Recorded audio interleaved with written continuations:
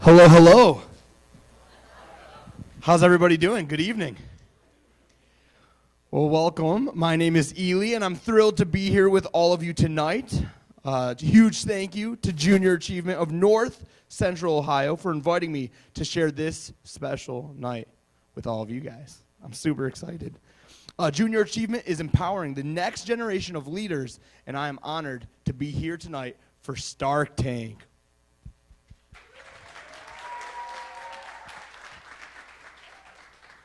Stark Tank is a partnership with Strengthening Stark and Stark Education Partnership. So let's give a big round of applause to them for their support.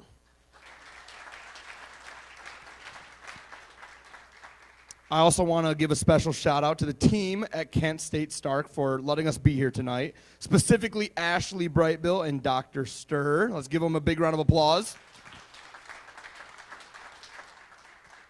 Lastly, another huge thank you to Mr. Keith Brown and his media team for being here tonight from Perry High School, and they are live streaming this event tonight. So let's give a big round of applause to those awesome media team that we have. So before we dive into this competition, I'm going to give a little bit of a story about myself and my journey as an entrepreneur. Are you guys excited to hear it? Awesome. Well, my name is Ely, and some of you here may know me as Ely Magic. The reason I have that name is because I am a professional magician from Cleveland, Ohio. I've been doing magic since I was 4 years old. My mom got me a magic kit, and inside this magic kit was 4 balls, 3 cups, some string, a magic wand, and a deck of cards. At 4 years old, I didn't even know how to read, you guys. So my mom had to read the instructions to me, right? I would show the people in my family magic tricks, specifically my Uncle Joe. He was a cool uncle. Who here has a cool uncle? Raise your hand. Anybody? Yeah, that's what I'm talking about. And I would show him magic tricks, and he was so cool, you guys, that at age 4 years old, even if I messed up a magic trick, he would roll around the floor screaming, acting like I was Houdini, right? And this made me want to be a magician for the rest of my life. So naturally, that's what I did. I practiced every single day, 6 hours a day, until I was 13 years old. I call that 9 years of being single. Laugh at my pain. Thank you. It's all right. But seriously, I wanted to be a magician for the rest of my life. I practiced so hard. And going into middle school, this was not the cool thing to do, be a magician. I got bullied for it. I got hated on for it. But I kept trying my best. The worst, you guys, and I didn't tell the people last week, was I did a trick once for my middle school friends where I put a nail under a cup, and I had to mix up the cups, and I was stomping on the cups, and I messed up, and the nail went through my foot. Yeah, so, practice makes perfect, right? But we all start somewhere. Going into high school, my sophomore year, we did a project called Sophomore Experience Day. And we had to shadow someone we wanted to be like. And I was able to shadow a magician in the area. His name is Rick Smith Jr. He's a Guinness Book World Record card-throwing magician. He's an 8-time Guinness Book World Record card-throwing magician, I should say. And I went all the way to Pennsylvania. My aunt drove me to Pennsylvania, you guys. And I was able to show him magic and tell him that I wanted to become a magician.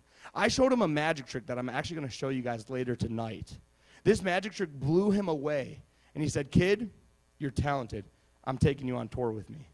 Since then, you guys, I've been able to tour doing magic in 11 countries and 26 states around the world. Thank you. I appreciate that. It's been a crazy ride, you guys. And going into college, I want to shake it up. I was heavily involved in social media. I loved posting my magic tricks. I loved posting funny comedy videos. And I ended up going into college with over 1 million followers on my social media platforms, which was really cool. And I felt like I was on top of the world. But I remember, you guys, I was sitting in my dorm room, and I know we have a lot of young people here that are going to college soon. And I was sitting in my dorm room, and I felt so alone, you guys, even though I felt like I was also on top of the world, because people around me, they just wanted to go and party and have fun, but I wanted to do something big, right? I wanted to do something different. I wanted to change the world. So this is where the story gets interesting. I was laying in my bed in 2021, and I was scrolling through Instagram, and I saw a picture from a coffee shop that had just opened up in downtown Cleveland called Milk and Honey. You're all looking at my shirt. Foreshadowing. I see this cup of coffee on Instagram, you guys, and it's a latte called the Cinnamon Toast Crunch Latte. How good does that sound? Pretty good, right? And it was delicious. It had the cereal on top, and I was like, I have to go try this. So I went to this coffee shop, and I noticed it was popping. It was like a coffee shop I've never seen before. I felt like I was in California, but I was in Cleveland. I walked in. I was greeted with smiles. I tried the Cinnamon Toast Crunch Latte, and it was the best coffee I have ever had. I said, I got to meet the owners. Where's the owners? And I met Anissa Rapai, who is now my business partner. We're getting there, you guys. We're getting there. I met Anissa Rapai, and I said, Anissa, this is so great. I want to be a part of this. I want to do a magic collaboration with you guys. She said, a magic collaboration? What do you want to do? I said, I want to film myself doing magic with your coffee, okay? I put it on the internet, and if it goes viral, you give me free coffee for life. She did not like that, you guys. She was like, all right, maybe not free coffee for life, but I might give you a few gift cards or something like that. So let's see how it goes. Well, ladies and gentlemen, I did this video the very next day. I brought my friends in with camera equipment and everything, and I did a magic trick that you guys can still find on my Instagram where I made coffee turn into coffee beans. And this wasn't an edit because I remember Anissa was standing there watching me do it, and she couldn't believe her eyes, you guys. Hot coffee right into coffee beans. I posted the video, and it went viral. The very next day, there was a line out the door. People were coming to get coffee. It was all the rage. I said, where's my gift cards at, I was trying to finesse free coffee. Well, I started working with Anissa, and I was still doing my magic shows. Today, I actually do about 250 shows a year. Sometimes on a busy year, 350 shows a year, which is crazy. So at this time, I was doing magic shows, and I was working with Anissa, trying to help her and her coffee shop out. I was getting them billboards, getting them publicity, and she came up to me one day, and she approached me and said, hey, would you like to open up the next coffee shop with us? And I was like, yeah, that sounds awesome. Well, ladies and gentlemen, today I stand before you as a partner in Milk and Honey. I now own 4 Milk and Honeys, and we're expanding, and we will have 5 very soon. So thank you. I appreciate that. And the reason why I think this story is so important for the young people here especially is because dreams do come true. And I think that if we work really hard to make something happen, you guys can do it as well. And I actually will say this is my favorite quote ever, and I believe it to be true, that every single decision that you make, think about that, every single decision that you've ever made, big or small, has led you to where you are right now in this seat. Everyone here can relate to that. So for me, every decision I've made has led me to be here on stage in front of you, and I'm proud to do so. So without further ado, I want to first thank you guys for listening to my story. I'd love to chat with you guys at the end and learn more about your story, but I think it is time to bring our sharks on stage, but we are going to introduce them. So thank you guys. I'll be right back.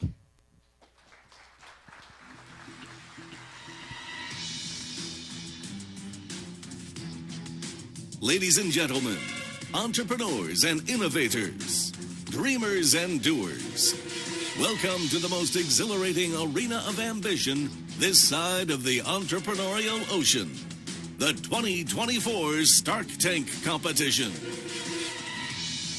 Imagine, if you will, a vast ocean teeming with the most brilliant and magnificent creatures, our sharks. They've navigated the treacherous waters of business, dodged the nets of failure, and feasted on the success that swims in these waters. Today, they're not just predators. They're potential partners, ready to dive deep into your ideas. And then there's you, the brave souls, standing on the edge of this metaphorical diving board. Today, you will leap into these waters, not as prey, but as masterminds of your future. You'll pitch your heart out, navigate through currents of questions, and maybe, just maybe, find a shark willing to swim by your side, propelling your idea into the vast ocean of opportunity. So, take a deep breath, muster all your courage, and dive into the pitch of a lifetime. Remember, in this tank, it's not just about surviving, it's about thriving. Welcome to the Stark Tank Pitch Competition, where dreams dive deep and ideas surface into reality. Let's meet the sharks. First up is the mastermind in the art of taxes and government regulation. Making his way to the stage is not just a chairman, he's the sage of financial strategy, the guru of fiscal brilliance. With a passion expanding beyond business, he holds positions on the Greater Akron Chamber Board and the Akron Community Foundation Board. Please welcome the chairman at Apple Growth Partners, Charles Mullen.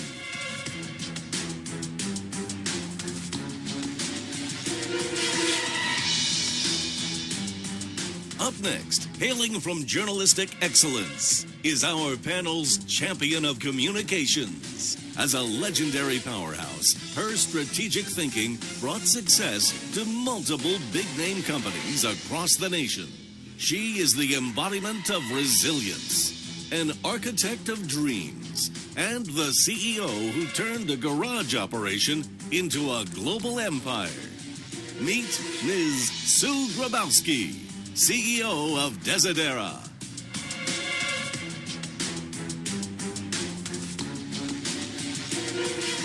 Next up, a man who gained success across industries and served as a CEO in both the corporate and nonprofit worlds for 35 plus years, wielding his leadership skills to heal and inspire entire communities. After conquering the corporate realm himself, he now leads business owners to their own victories. Please put your hands together for multi-business owner turned Vistage Chair, Mr. Bill Morgenstern.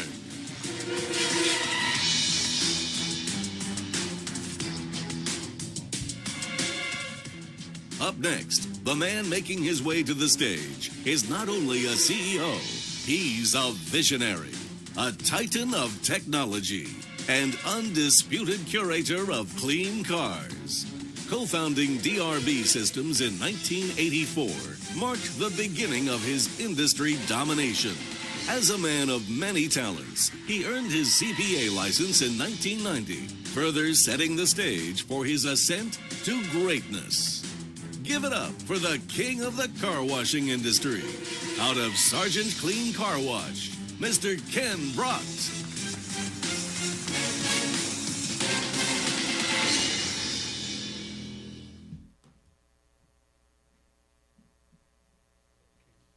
All right. Let's give it up for our Sharks.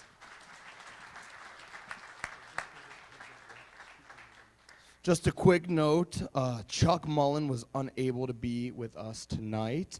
Sitting in his place is Andrew Adolph.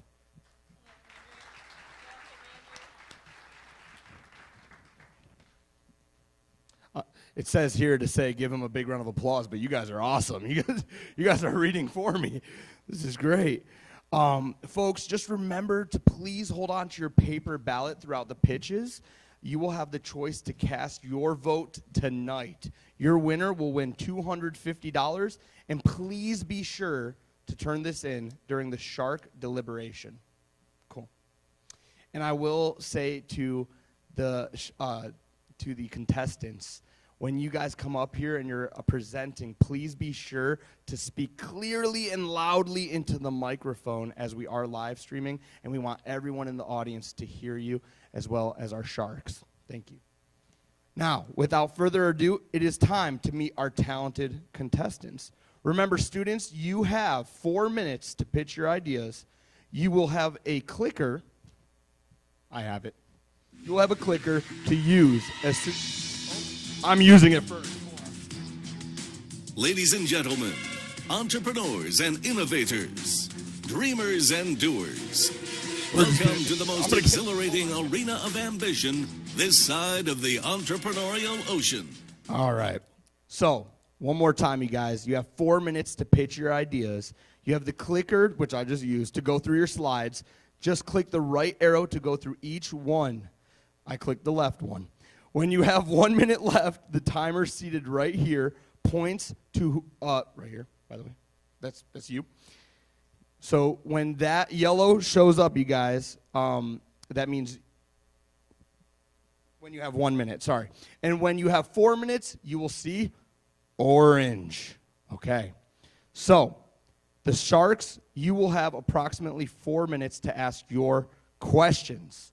Now up first, you guys, we have Carter Mingay from East Canton High School, ready to showcase golf gizmos. Golf gizmos. I'm so excited for this. And on deck, we're going to have Amethyst Choose. Hopefully I said that right. All right, you guys. Let's give a big round of applause for golf gizmos.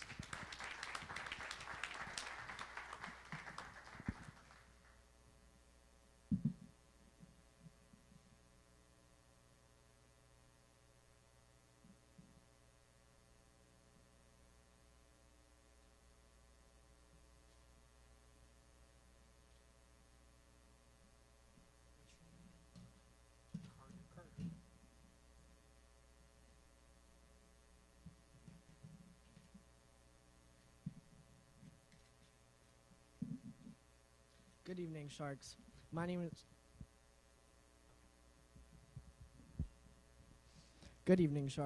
is Carter Menegay, and I am a junior at East Canton High School. As a high school golfer, I have faced a recurring problem that I knew needed to be fixed. Oftentimes, when I'm at the tee box or on the green, I'm unable to properly locate the tees, ball markers, and other tools needed that have become lost in the jumbled mess in my bag or pocket. This always left me worried about losing supplies and also slowed down the pace of play. However, when I looked into purchasing a product to solve this issue, very few organizers existed. As a result, I've created Golf Gizmos LLC, a company that will design and create organizational tools to make golfing easier, quicker, and more efficient for people of all ages, especially for high school golfers like myself. Two of the organizers that my company will manufacture include a large organizer that will clip to the outside of one's bag and a slim design pocket organizer that will help to keep necessary tools in place and ready to use. Both of these organizers are designed to hold things like balls, ball markers, tees, pencils, diver repair tools, and other utensils needed to play a successful round of golf. Once production of these tool organizers has started, I do plan to expand and create more organizers and supplies that are currently needed in the game of golf. At this point, you may be asking yourself how Golf Gizmos is different from what is already out there. However, there are actually very few existing companies and organizers similar to Golf Gizmos, which shows the need for our products. Not only are our organizers unique to the market, but they are also weatherproof, sturdy, durable, and they provide a distinct design unlike anything currently being created. On the left, you can see 3 alternative products. And while these organizers may do the job, they're not able to hold many tools, are not very versatile or efficient, and cannot stand up against weather, which are all things that Golf Gizmos products are designed to do. Beyond this, there are no existing products similar to our pocket organizers, which gives Golf Gizmos a further advantage. With a growing potential market of over 30,000 golfers in Stark County, 800,000 across Ohio, and 25 million nationwide, there is plenty of room for Golf Gizmos to expand and grow. And with a total of 3.4 million new golfers nationwide in 2023, the hope for the sport only continues to increase. I plan to draw in new customers through online, video, and local press advertising, expanding my target market as my company grows. After researching materials and manufacturing costs, bag organizers will be priced at $14.99 and pocket organizers at $7.99. This would allow me to make a profit even with the cost of production, which is estimated to be around $2.85 for bag organizers and $1.05 for pocket organizers.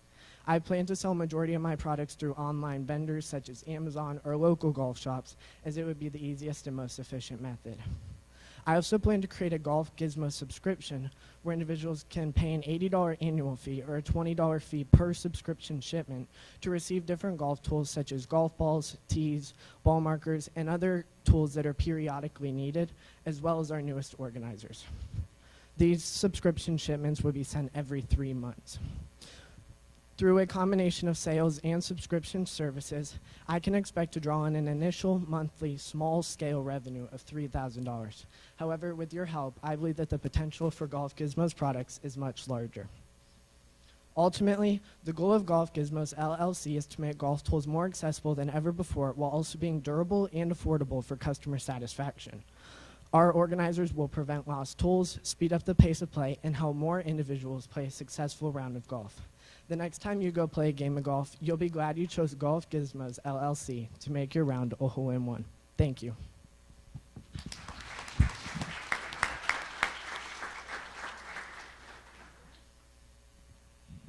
Nice job. Thank you. Is it on? Yes? Okay. Nice job. Nice presentation. Thank you. So a couple questions. Did you design this, and did you design the contraption, or how did you come up with the concept? You designed the piece itself. This is your design. Yeah, and so you made it yourself? Yeah, I 3D printed it. Well, first I had to design it on CAD software. So every part that you see mounted on there was tested separately. And then once I found that those all worked properly, I put it all into one piece and 3D printed that. Boy, yeah, nice presentation, Carter. You could tell you put work in. Thank you. My compliments. The ideas are actually kind of easy. It's actually making something. I'll bet you found that way harder than the... Yeah. I'm curious, so are you a golfer? Is I that am. how... Yeah. You mentioned how you would market it. Could you say that again? I'm a little worried how we would be able to get golfers to see this product and how you'd reach them. Absolutely. So I plan on mainly using online marketing, especially social media, because today with the algorithms that exist and everything, usually those who golf or are interested in golf will receive different advertisements for those type of products. And then I also, especially when I'm starting up, local press advertising, newspapers, different things like that, just to get people in our own communities to see the products. Carter, really great presentation. Well done, well thought out. Question for you, is it domestically sourced for your production cost or international? Domestically. Domestically? So, yeah, for the business plan, once I do expand a little bit, my ultimate plan would be to outsource a manufacturer, specifically in Northeast Ohio, have them create the products, and then them ship them back to us, who will act as the distributors to send them either to our business partners or our online vendors. Okay, this may go a layer too deep, but I'm going to ask you, did you consider any potential competition once you were out there? Do you have patentability of this? Have you looked at any of that? A little bit, especially patenting, because as you saw, there were some similar organizers, but none exactly like this. No similar to the pocket organizers. And then also, usually the companies that make the alternative products aren't very well known. So, and all of those that I found were on Amazon. You couldn't really find anywhere else. So I don't think that competition would necessarily be that big of an issue. Got it. Thanks. You rock. Good job. Great presentation, Carter. I really appreciate you going through all the time it took you to develop this. Have you thought about, for the product, any other additional revenue streams outside of like the average golfer, like companies, branding, things like that, where when you designed it, was that a consideration at all? No, it wasn't. But it's definitely come into it, especially with the emergence of like Top Golf. If we made an organizer that like could mount to one of their booths, that could also be an opportunity. You would use the money for marketing purposes primarily, or for what would you use an investment for? An investment would be used primarily for marketing, but then also the cost of production, getting the materials to produce it, and then also once I eventually did get the money that I needed, my plan would be to use either injection or compression molding. That would be kind of the final goal. So funds would go towards that. Thank you.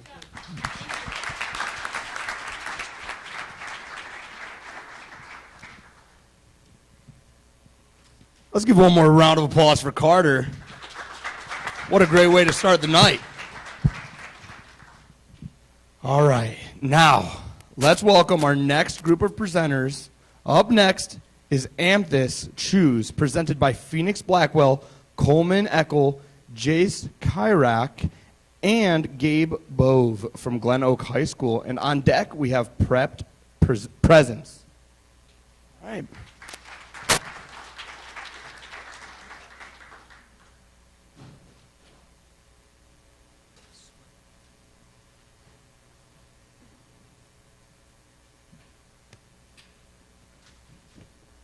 What's the name of our company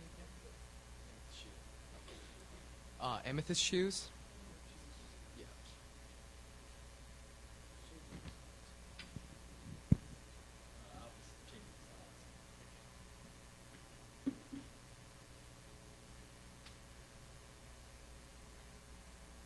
Whenever you're ready.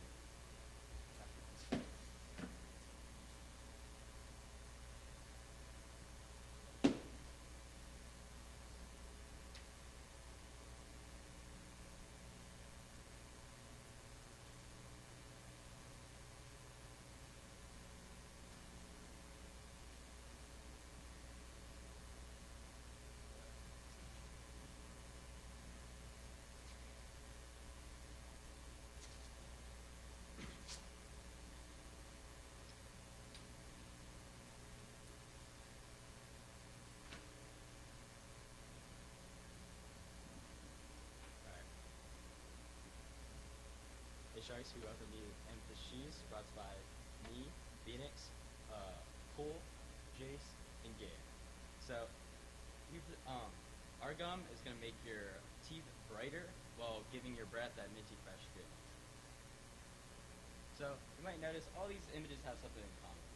You've probably seen it like with a smoker, maybe with someone like a coffee drinker, maybe even a kid that like doesn't brush their teeth. Well, if you haven't noticed already, all these teeth are yellow.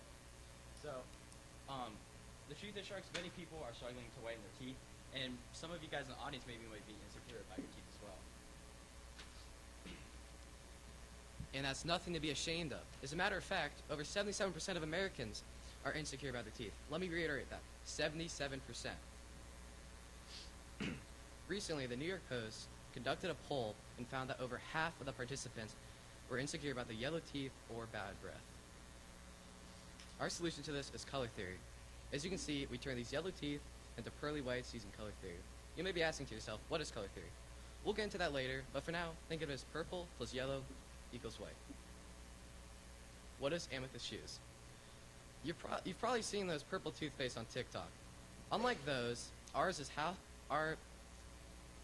product is hassle-free while using food-grade purple water-soluble dyes. This works by coating your teeth in the dye while naturally brightening them in the process and getting rid of those pesky stains.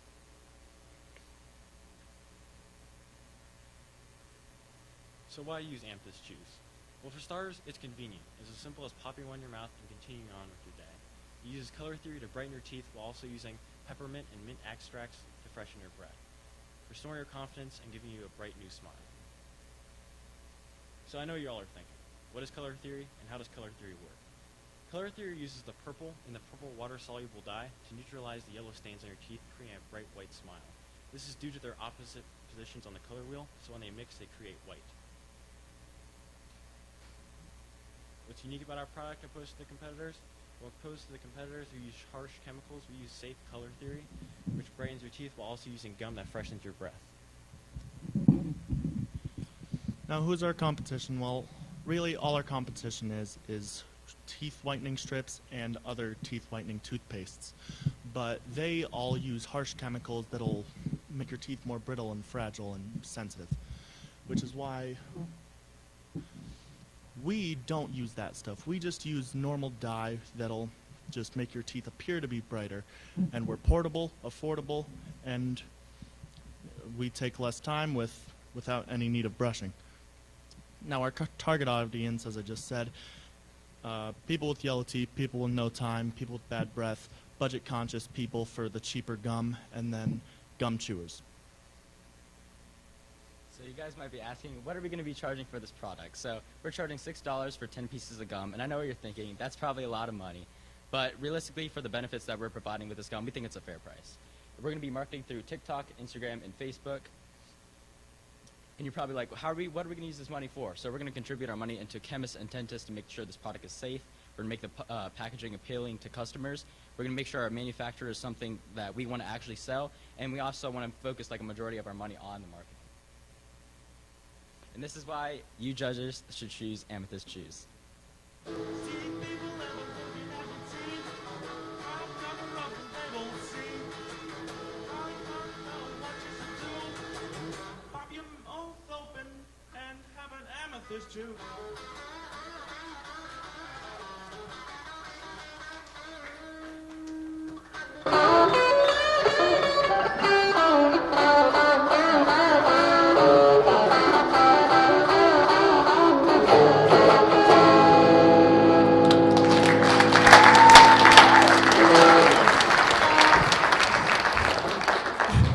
Okay. So this is, I think, our 4th year, Sue. How many years have we been doing this? 5? 4? Have we had anybody serenade us? If we that? Thank you. Thank you. That made the night. You know, good presentation. Thank you. You explained the issue. I totally get the yellow teeth concern.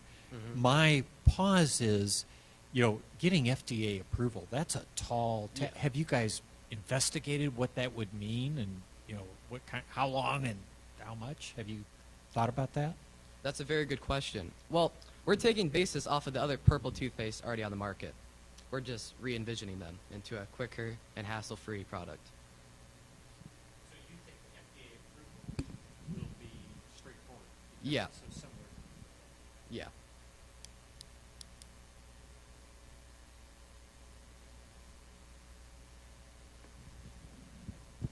So, by the way, I dig the logo. I dig that you're already thinking marketing, and I think that if this would come to life, I think social media would be the way to go. And by the way, I am a golden eagle. But what kind of research have you done overall? There are some gums out there that claim brightening, those kinds of things. So in your market research, because right now we're looking at concepts, so we're looking for research. So where did you find out, like, where would you slide in among those others? Is it just that it doesn't have the harsh chemical whitening product in it? So we took inspiration off of this toothpaste called High Smile. And basically, there's other whitening gums on the market, but ours really doesn't. It's like a temporary experience for like dates and like if you're going to like a first impression, because it's a coat that goes over your teeth, which makes it appear whiter. And a lot of those other gums are like whitening, which like has chemicals and like, you know, like how you put on a whitening strip and it's like sensitive afterwards. We're trying to avoid that like completely. So we are just trying to focus on a product that, how do I explain it? Like it just makes it look brighter for a first like impression. Just a quick question. You said I think it was $5.99, Mhm. 59 cents for a piece of gum, right? Mhm. What cost? Did I miss that? Did you present that up there? Yeah, we're charging $6 for 10 pieces. Looking at like we took inspiration from other whitening products. For instance, like whitening strips can range from 15 to 30 bucks for 10 packs. So we thought it was reasonable for a whitening product just to be as cheap as almost a normal pack of gum. How about cost? What is it going to cost you to make? Oh, cost to make it. We haven't took that into consideration just because this is a concept, but we do think this is possible. Okay. Just one quickie, Andrew. Have you tested one time? Have you concocted one piece of gum to try it and say, hey, does this work? That's a very good question. We haven't tested it yet, but I do have purple toothpaste in my bathroom that does work, and we think we could implement it into a gum. And have you thought about how you would want to sell the product? Like what method you would go about selling it? So yeah, we thought TikTok, Facebook, and Instagram were definitely our best options for marketing. Like taking for instance, like TikTok, you can use hashtags, and you can also pay for a certain amount of views to reach out to certain audiences. And we feel like things such as Facebook and Instagram will also, because Instagram is it has so many good advertisements that you can, like you have posts, you have videos. We just thought it was the smartest way to promote our product with the least amount of expense. All right, good question, by the way. Thank you. All right, thank you. Thanks for the jingle.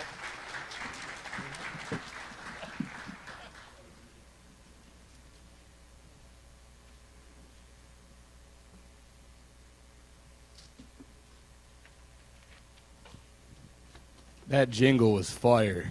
I'm not going to lie, you guys. That was pretty good. That was pretty good. Let's give them another big round of applause.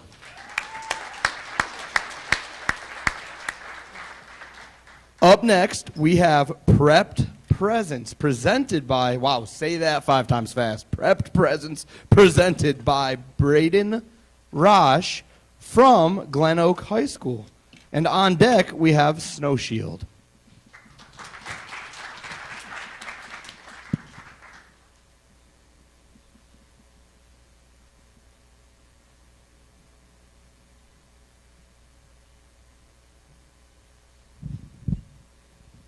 Hello, Sharks. My name is Braden Roche, and I'm a sophomore at Glen Oak High School. And I'm going to tell you about my product, Prep Presents. But before I tell you about that, let me introduce you to someone. This is Dave.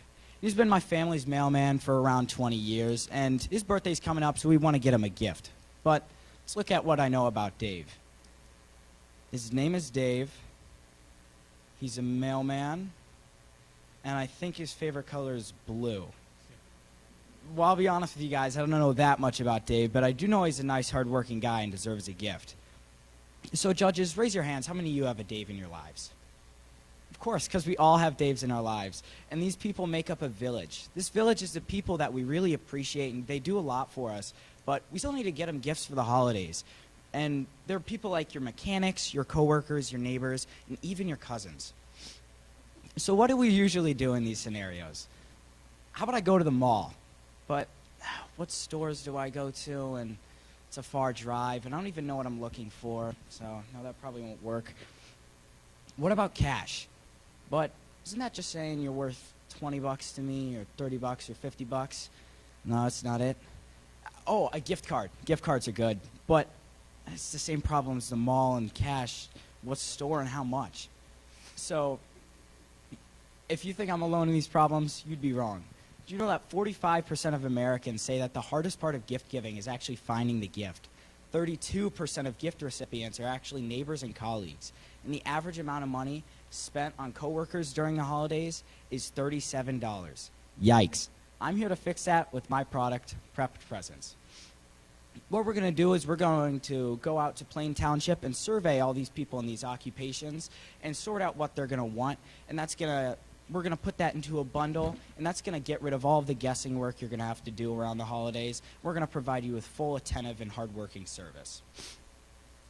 So, like I said, what I'm going to go and do is I'm going to go survey this village. I'm going to get my hands dirty, go out there, and interview and survey people like your mechanics, your coworkers, neighbors, and cousins, all these people about their occupation, how old they are, and where they're from. And I'm going to sort this into different price points based on how much you're willing to spend on your gift, whether it be $25, $50, $75, or $100.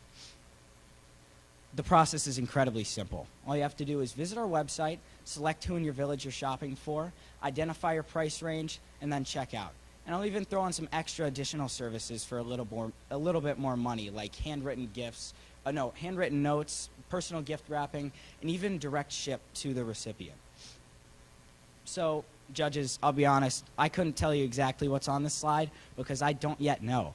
But once I survey all these people in these occupations, I could tell you exactly what a 24-year-old mailman's going to want for you. And I could tell you exactly what he's going to want, put that in a bundle for you. And how I'm going to be making money is primarily through my website, where I'm going to be selling these things. I'm also going to be able to sell out our market research that we're going to be having. And once again, probably going to be using social media because it's the most cost-effective form of advertisement. I'm going to really be able to get my product out there. And we're looking for probably about mid-range age. So probably you, not you, maybe you. And with this, we're also going to have 15% off if you fill out these surveys online. Now, these testimonials aren't real, but I do want you to envision with me a 44-year-old teacher named Amanda telling you that her holidays were relieved with prepped presents. Help me envision this with your investment. Prepped presents, confident gift giving. Any questions? Wow. Even from the old guy, yeah, I'm very impressed. I think this is fantastic. I think it's a perfect example of how artificial intelligence is being used today. You're going to train a model that go out, collect the data, put the data together, and then be able to offer the solution through the results of that model. So it's really brilliant thinking. And I think you're narrowing your focus so you can deepen your impact in a particular community and a particular series of folks. So my compliments. There's obviously big upfront costs on this. Very difficult to predict, to be able to capture the data, and there's 100 ways to collect it, right? But once you've populated the model, I think it's well stated. I love all your false data and your, Thank you. And he talks about his cousins a lot. I don't know my cousins that well.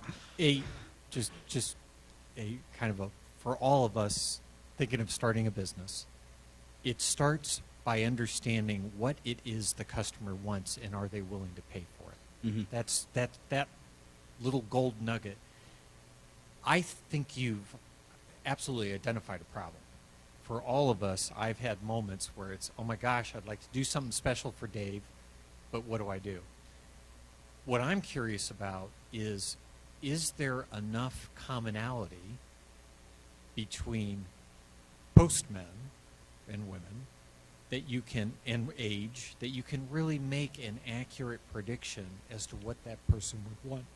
Great question. So, like I said, I'm going to be doing this surveying, and it's just going to suggest to you the most popular, related items. And like I said, I haven't done the surveying yet, so I couldn't tell you specifically. But I know there are certain jobs where the things you would like would be pretty similar to your job. Like teachers, I couldn't imagine them being, pretty far off. If it's occupation-based, obviously. But, yeah, with the surveys, I could be able to tell if there's a far range or if not. Does that answer your question? Okay. I bet you discover that all teachers don't want mugs, right? Yeah. I really like the idea. I also immediately translated into, how it's really what you're selling is data here. I loved that you thought about selling the data that you would mine, that's part of the revenue stream. And also that places like Amazon, other places could use that data to create, their own bundles of things. So I really like that idea. What were you thinking in terms of survey mechanisms? How would you think about conducting that kind of survey? That's a good question. So I would be using the investment money mainly to spread this out to employers and bosses to potentially like reach out to multiple different jobs and have the people enter their age and stuff like that. So the investment would go into employers and such to distribute the survey out to different people. Does that clear things up? Okay. You mentioned you have a website. Do you actually have a website? No, not yet, Yeah, but okay. that would be the second That's step. another one of the money. false data points. Okay. Yeah. Yeah. Yeah.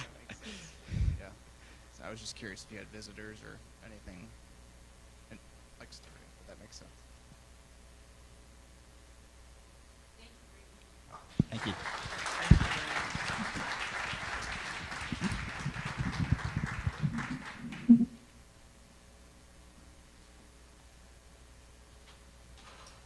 Let's give Braden one more big round of applause. Moving on, we have Snow Shield presented by Bernadette Serverson and Claire Caldwell from Glen Oak High School. Let's give them a warm welcome. And on deck, we have Post Protect.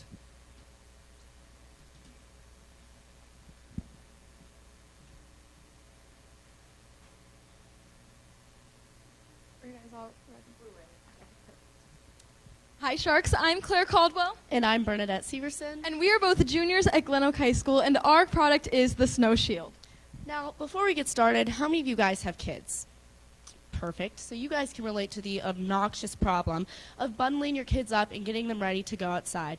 First off, it's a long process. You got to get the hats, the gloves, the scarves, get them all looking like Ralphie from A Christmas Story here. And then they're like, Mom, Dad, I got to go pee. So they take it all off, go to the bathroom, come back, do it all up again, and then within 1 minute, one shove from their older sibling, and they're in the snow. They come inside screaming, crying because they have snow up their wrists, snow up their ankles, their socks are wet and soggy, the snow day is ruined. Or say you're on a ski trip with a family and you're so excited, but after just one time of going down the mountain, there's snow all up in your boots, all up in your sleeves, and all you can think about is how freezing and cold and wet you are, okay? Now you may be thinking, there has got to be things on the market for this already, and there is, but it's not really effective. We have some waterproof shoe covers and waterproof socks. Sharks, it's time to armor up with Snow Shield.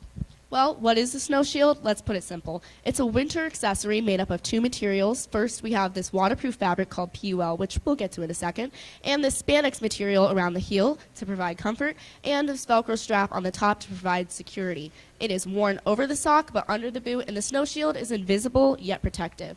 Now our second model, the wrist shield, similar to the ankle shield, we have the spandex material, the Velcro strap, and the PUL material. Now what is the PUL material, you may be asking? PUL is a completely waterproof fabric, yet it's still breathable and flexible. Some common uses are cloth diapers and shower curtains. PUL is a main feature of our product because it guarantees that snow will not enter those warm inner layers. It's also compatible with any other winter attire that you may already own, such as your boots, your socks, your gloves, anything. It also doesn't have to be washed after just one use, unlike some of our competitors. The waterproof socks. You often have to sacrifice affordability if you want effectiveness, or effectiveness if you want affordability. You have to sacrifice. It's not a great option. Shoe covers. They're not discreet. They're not stylish. They don't work, okay? But the Snow Shield is effective, discreet, and affordable. We sell the Snow Shield for just $15. Our production costs are $4, giving us a 73% profit margin. If you look at our potential profits, we could be a $1.8 million company. Who doesn't want to invest in a $1.8 million company? Now, you may be thinking, we've barely had any snow in this area of Ohio, which is true, but just 2 hours up north in Ashtabula County, they average anywhere from 120 inches of snowfall per year, which is why northeastern Ohio is the perfect location to launch the Snow Shield, because so much of our target market is already right here. And what's our target market? Families out in the snow, people playing in the snow, and people participating in winter sports. Now, what's our marketing plan? First, we're going to hit them with social media and online ads, and work with social media influencer Lindsey Vaughn to help promote our product to her audience. And also our plans for investment funds, testing different prototypes, of our product is essential for finding our best version of our model before we put it out there. And before we put it out there, we're going to want a patent. And also potentially selling our idea to a glove company. Our company has a heart for keeping people warm in the winter, so once we become established, we would love to donate back to homeless shelters and people who have a hard time staying warm in those winter months. So who's ready to armor up with Snow Shield?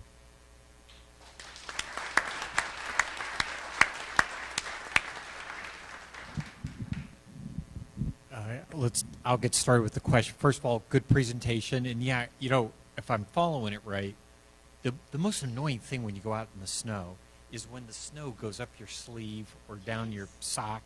Yeah, totally. It burns. Yeah. So that I really think you're touching on. Have you tried making a prototype, or so far is this we have not made an official design or prototype yet. We do have a sample of the PUL material. It is completely waterproof, yet still comfortable. But that's what we would mostly use those investment funds for, is making an official prototype and design. Yeah, and I just found myself thinking while you were presenting, it might be useful to pick a specific segment and focus first. Like your picture of Ralphie was perfect, right? That problem of snow getting up my sleeve and down my socks occurred more when I was 10 than it does now that I'm 60. And maybe that's the starting point for who we market that product to. Just thought. Thank you. So in terms of how you'd use the investment, tell me again how you'd want to use the investment. Well, first we said we wanted to patent our product and test different prototypes of our product and patent our product. And then once we do that, we were looking to sell online, starting on Etsy, and then go on to potentially an online store. And then even a big goal of ours is going into in-store retailers. But first, we need to set up a prototype and find the exact best model of our product. Does that answer your question? Are you both outdoors people? How'd you come up with the idea too? Good question. Thank you for asking. Actually, I'm one of 8 kids, and I have 4 younger siblings, and I grew up in Minnesota, so we've got a lot of snow, and it's a very big problem. My siblings would always run inside, or my cousins, and we just thought, well, this is a big, relatable problem, so we should probably come up with a solution. When you looked at research your competition, did you research shirts that have holes in the sleeve? Not officially, but I do own some shirts with holes in the sleeves. Oftentimes the cloth is not waterproof, which with this PUL material, that really sets us apart from the competition. How did you come up with your cost at $4 on a $15 sale? That's just looking at different prices of buying bulk fabrics of PUL and spandex material, but as we don't have an official prototype, Okay. it's not set in stone But you yet. didn't just throw a dart at the wall. That's what I was looking for. Good. Thank you. Nice presentation. Thank you. Yeah. I got a little. Nice presentation. I really think you are touching something. I don't mean to beat a dead horse, but I do think. Are you Claire or Bernadette? I'm Bernadette. Bernadette. I do think this product would really appeal to the kids that got shoved out into the snow and said play, Yeah. right? And then came in crying because the snow got up their sleeve or whatever. So I think I think you're touching an idea there. Good job. Thank you.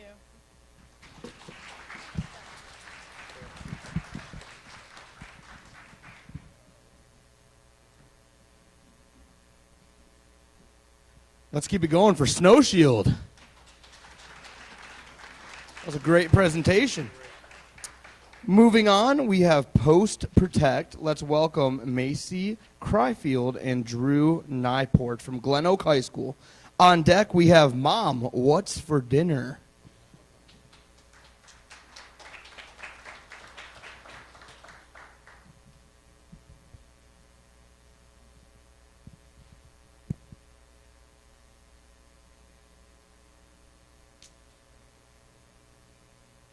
Hi, I'm Drew Newport, and this is Macy. Oh, I'm sorry. I'm Macy Critchfield. And we're here with Post Protect. Post number 1. Macy. I'm sorry. I was was just posting. Now is not the time. It's always the time. How many of you here use social media? How many of you here? How many of you here use social media responsibly? Today we thought we would test that. Post number 1. Look who's officially a Glen Oak golfer. Now, I'm sure some of you can see a couple things wrong with this post. For starters, it shows her address, the sport she plays, what her house looks like, and the school she goes to. 84% of people overshare personal information on the internet. Post number 2. Hey guys, just saw online that George Michael's comeback album is out 2025. Shaking my head. He should have retired in 1995. Can't believe there are losers lined up for this crap. Now, this one's a little bit harder, so I'll just tell you, George Michael died in 2016. Also, do any of you judges know who that is? Because it's not George Michael. It's actually not. It's John Rzeznik, the lead singer of the Goo Goo Dolls. 10% 10% of adults admit to not initially being aware of posting fake news, but have at least once. Now, fake news is a problem because in a world where so much of our news and media is consumed through social media. Now, someone finding a prehistoric image of John Rzeznik and claiming it's George Michael isn't a huge problem until it's done on large scale with big events. Just bought a house, so excited. Now, this one is the hardest, and I guarantee none of you will get it, so I'll just let you know. An online locksmith can look at the maker and model of the key, see the number of pins in it, and make an exact copy, giving a scammer access to your home.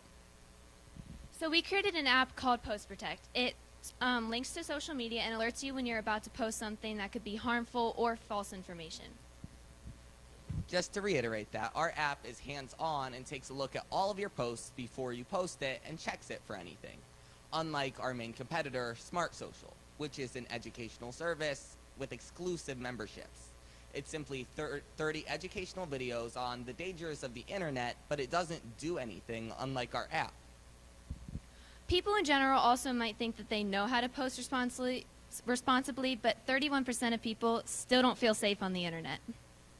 Now, our target market are influencers, frequent posters, and parents who are buying for the protection of their children. We do have a monthly subscription of $5 a month, which includes our full version, which goes more in-depth and checks for more stuff. We do have a free version, which just alerts you when the post is unsafe. When our paid version shows what is wrong and how to fix it. We'll market this through social media, which is faster, more efficient, and cost-effective. There are 175 million US Facebook users. If just 1% of that market bought our app, we would be making $9 million in monthly revenue and $108 million annually. Sharks, we're asking for your $2,000 to first go into developing this app, which we know is possible through systems such as Grammarly. The $2,000 will also go towards a patent for our product and go through those social media paid ads that we talked about earlier. We know this will work because 80% of people are willing to act upon protecting their privacy. Thank you for your time, and we hope you consider Post Protect. Any questions?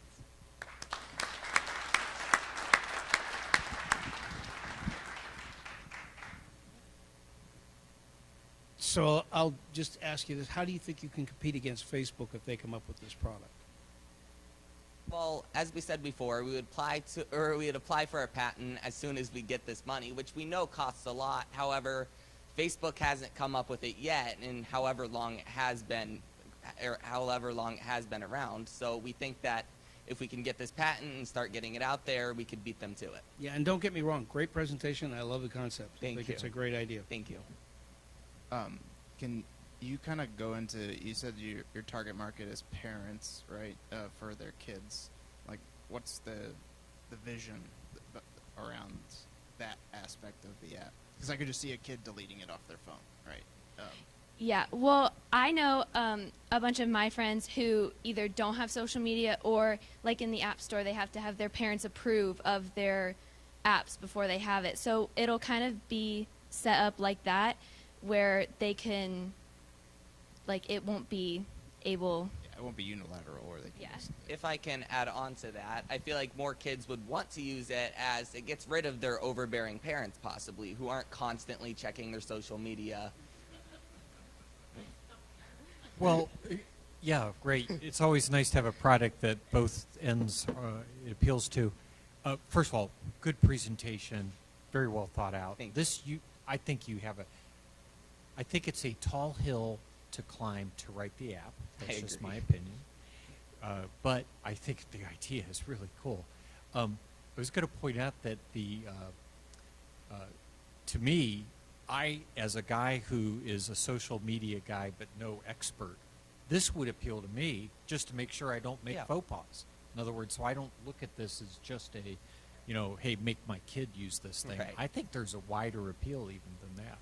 I agree, and that's definitely something to look at. Have you ever written an app? I have not, no, but we have looked at the costs for hiring a software developer, which would be a lot higher, as a couple $100 for first developing it, and then as we got into just fixing bugs, as the app is already developed, it becomes a lot less. If you write this app, I want to try it. All right. For the record. Yeah, you're talking to Mr. Software over here. So that's yeah, I wanted to find out like how much research you've done on the software development, and also just if you would take this to market, just to be aware of someone's going to pick this off. It's a great idea and much needed. And I would say the same thing. I would just like to have it up there. I mean, that's why I use Grammarly. I mean, I'm a writer by trade, and I still use Grammarly because it's there to catch the things that before I go out with it. So what kind of investigation have you done on software? You said a couple $100, but have you talked to anybody about it or mapped out anything more formally? That's a great question. We haven't talked to anyone specifically, but we have done, we haven't just looked at one specific person. We've looked at multiple different people, and the variety ranges from just a few $100s, but no more than 1,000. All right, thank you.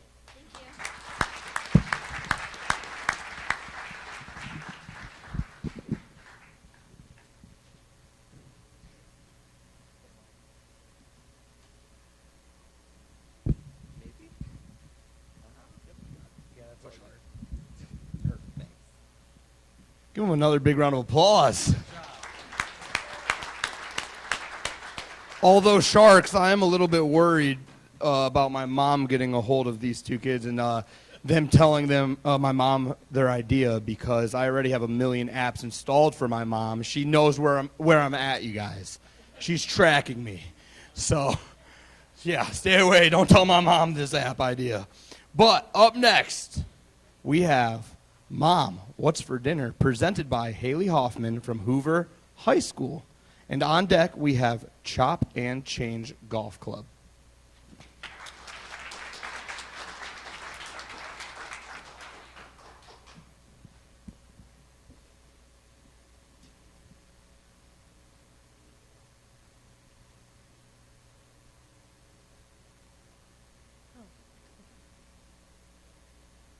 Hi, my name is Haley Hoffman, and I'm going to be introducing you to my app called Mom, What's for Dinner. This is an app you're going to realize you never knew you needed. Mom and dads in the audience, turn up your ears. My app is... Take your time. We're all good here.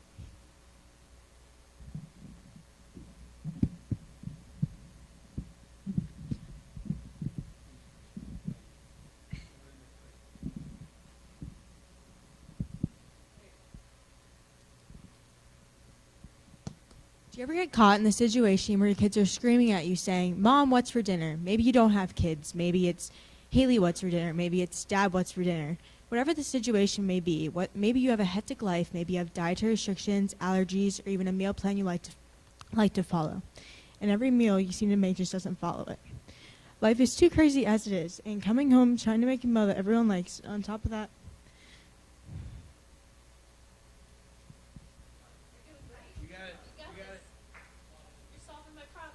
Yeah, I'll tell you what, I think you got a good idea going. and on top of that, trying to...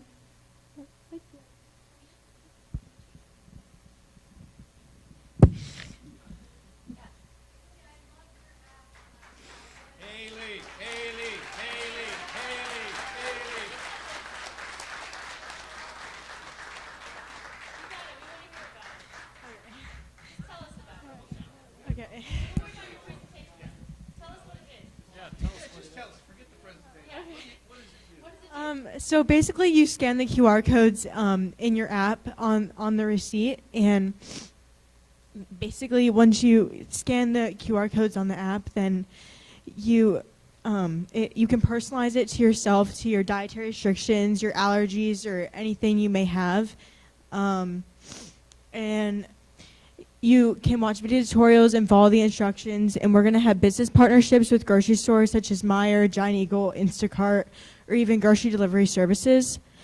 And it's for all age groups, and you can personalize your meal from 5 minutes to even to 1 hour, whatever meal you would like.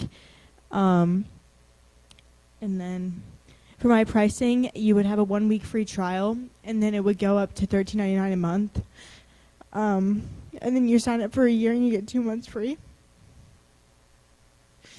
My main goal in my app is to save. My main goal in my app is to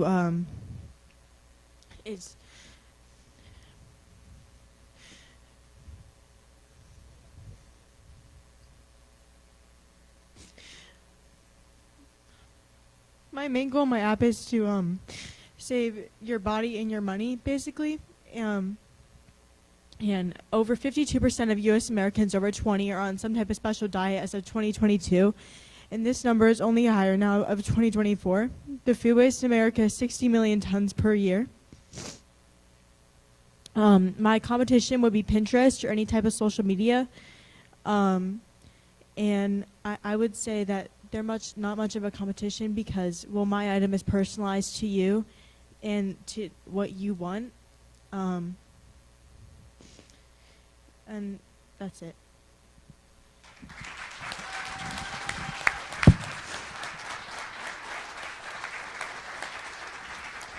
Nice job. I know it's so hard speaking in public, but I have a very tough question for you. You ready? If I said, "Hey, wife, what's for dinner?" would that work for me? Like I scan it and I tell her what I want for dinner? Am I going to get any backlash? No, I think it would still work. So when you say scan the receipt, so it takes the ingredients that you would go buy and then it matches it to things that you can make with those. Is that what you're telling me it does? Which is a big deal because I've got a daughter that has celiac, and we're always struggling to find things to make for her because she's one of those dietary restriction people. So I like the concept of it making what I buy, not just stuff I have. So it's what I would choose if I'm tracking with you. It's not like I go find a recipe first and have to go buy those things. It takes what I would normally buy and finds things that I can make with that ingredient list. Yes? That's a great idea. Thank you. Yeah. Yeah, but what would be the tie into Meijer and the other grocery stores was interesting. What was your vision there? What was the thought? So basically, it would be a business partnership with the grocery stores, and there would be a QR code on the receipt, and then you would scan it, and then it would go into. Oh, got it. Yeah, and then the app would basically be just like a virtual like fridge or pantry, and it would have all your items on there. Based on the QR code at the bottom of the receipt that I got at Meijer. Yeah, right. That's smart. That's a good idea. Well, and you know, the drum I like to beat is you got to have a product that people want. You know, the number of times, at least in my life, where I go to mom or my wife and go, "What's for dinner?" the look I tend to get is not a positive moment. And by helping alleviate that, that's a winner idea. I like it. What inspired you to come up with it? Honestly, just me always trying to make stuff and then never having it at home, and then having my dad go get like eggs or something, or like an ingredient for like the meal I wanted to make. And then I kind of just thought, I was like, what could an app be that I could make to make that easier? So it's with ingredients you already all have at your house. So what would you use the money for? The money I would use is to develop my app. I actually have an uncle in app developing, and he would help develop my app for me for no less than like $5,000.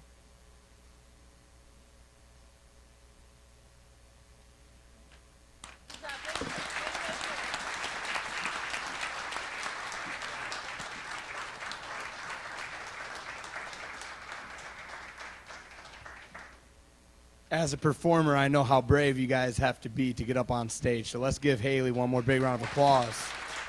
Well done. And also sharks, I just got my blood work done, and I didn't even know I was allergic to milk. I couldn't believe this. So I'm finding out I can't have certain foods and stuff, so that's a wonderful product. Now, let's welcome to the stage Chop and Change Golf Club, presented by Leo Paxos from Hoover High School. And on deck, we have Texting Terminator.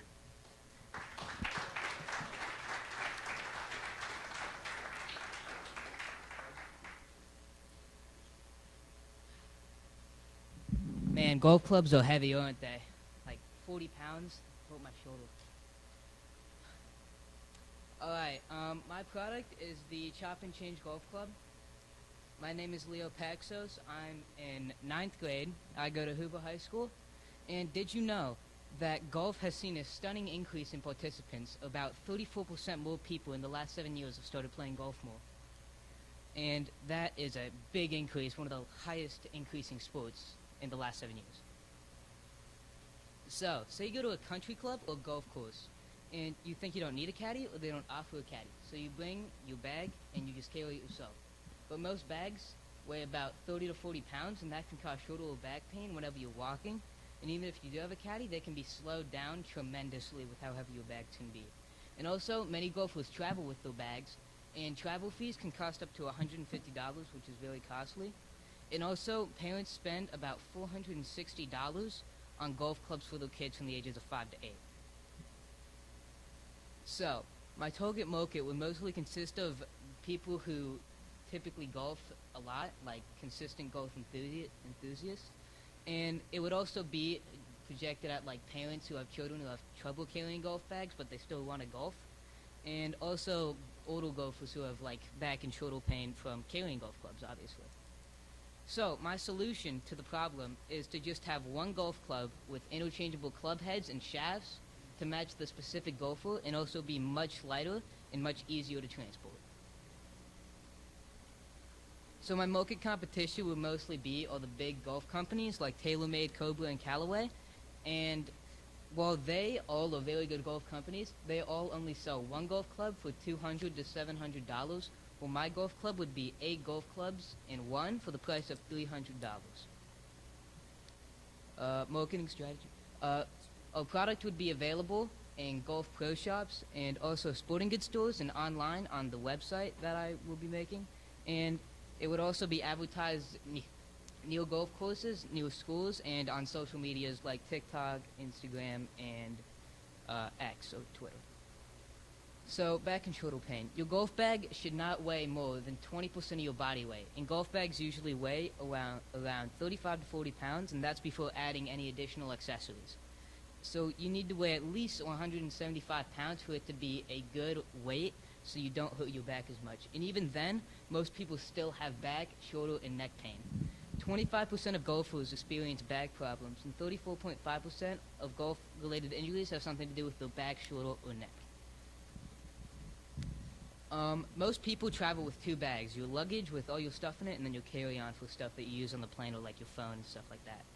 Additional baggage fees can cost around $150 if the bag exceeds 25 pounds. And as I've said, golf bags weigh around 30 to 40 pounds.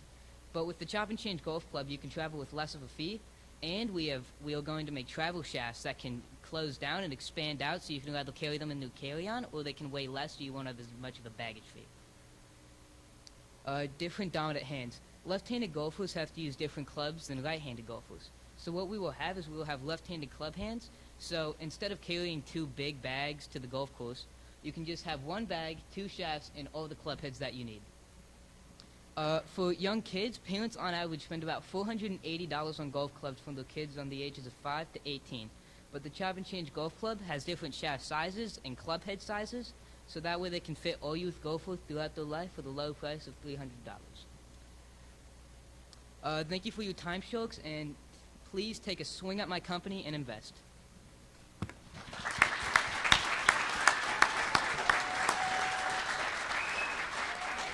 Well done, Leo. I love the idea. Thank you. I'm a little challenged on the shaft, because people get pretty particular about whether it's graphite or steel and whatnot. Yeah. But the interchangeable golf heads from different brands, brilliant. I really think it's a good idea. Thank you. IP is probably your biggest investment up front. Yeah. Getting the the intellectual property and the patents and so forth to be able to secure it. But I think it's just a super idea and well presented. Thank you. Thank you. Yeah, I think you did a great job. You hit the nail on the head on that, Bill, on what I think the market opportunity is. Did you look at all at like what it would cost to develop? So with the $2,000 investment, I could make 15 clubs, which would cost around $1,650. So I would $350 left for marketing and patents, and I would get roughly like a $2,800 profit if I sold all those clubs. And driver would be the most costly. The driver head, it would cost around $27. Other club heads usually cost from $79, and then the graphite shaft or other shafts would cost around like $9 to $12. The total cost for like a set would, because you said you were going to sell it for like 300. What's your estimated cost to produce a set? To produce a set would be, including the like production costs, would be around like $125 roughly. Okay. 109 without production cost. Have you talked to anybody that could make a prototype for you or anything? Yeah, there's a few people. I haven't talked to them personally, but my family and myself personally, we have a few people that could like help develop a prototype with the money that we would have from an investment. And you're a golfer, I take it? I mean, I golf from time to time. Yeah, I like golfing. That's so do Not I. really. Yeah, this was a really clever idea. Thank I you. like this. I'm curious, do you have there's a lot of golfers. Do you have a target market of golfers, a subgroup within there? It would mostly consist of like parents whose children liked golfing a lot, but it was a struggle for them to carry their bags, and also they didn't want to spend a lot of money because they didn't know if their kids would be committed to golfing yet, so they didn't want to buy a whole golf set, so they would just buy my product. And if they did want to golf, they could grow up with those clubs. There would also be like older golfers who are already experiencing shoulder, neck, and back pain. Yeah, that's smart. I don't think that this product would appeal to your hardcore golfers, although I don't know. I'm not a hardcore. But the golfers that are a little more casual, I think, would find this very useful and interesting, especially as they travel. I also just wanted to, good job, your observation at the start of this, how golf has become more popular over the last. It's always nice to create a business where there's a tailwind. Headwinds in a business, I'm not saying you can't do it, but the tailwind just makes the whole effort a lot easier. So good job picking that. Since Chuck's not here tonight, I'm going to play the part of Mr. Wonderful because I'm almost bald too.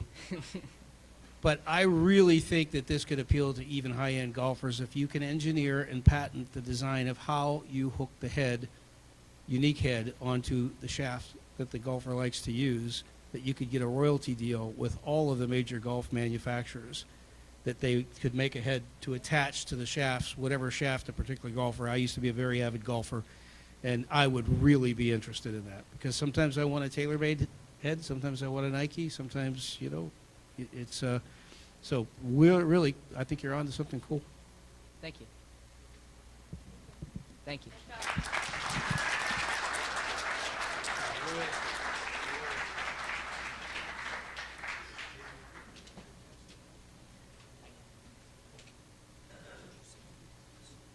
Let's give him another big round of applause.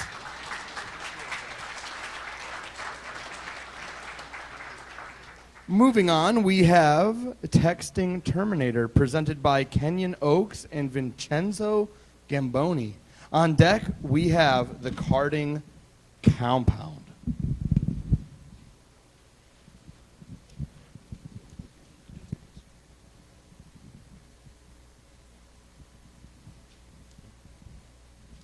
Hello, Sharks. Our product is the Texting Terminator.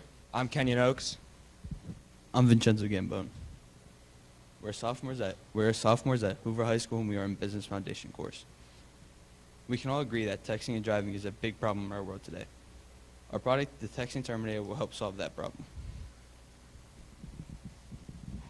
Texting and driving significantly increases the chance that a driver will be involved in a motor vehicle accident.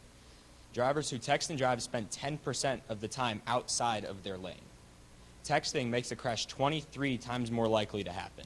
AT&T Teen Driver Survey found that 97% of teens agree that texting and driving is extremely dangerous, yet 43% of them do it anyway. 19% of all drivers admit to playing on their phones while driving. Texting and driving is illegal in 48 states. Drivers can get fined up to $500 depending on which state you're in. In 2021, there was about 410 deaths as a result of texting and driving, yet teens still regularly do it. The target market for the texting terminator is extremely large that will result in huge sales. Our target market are all drivers out there.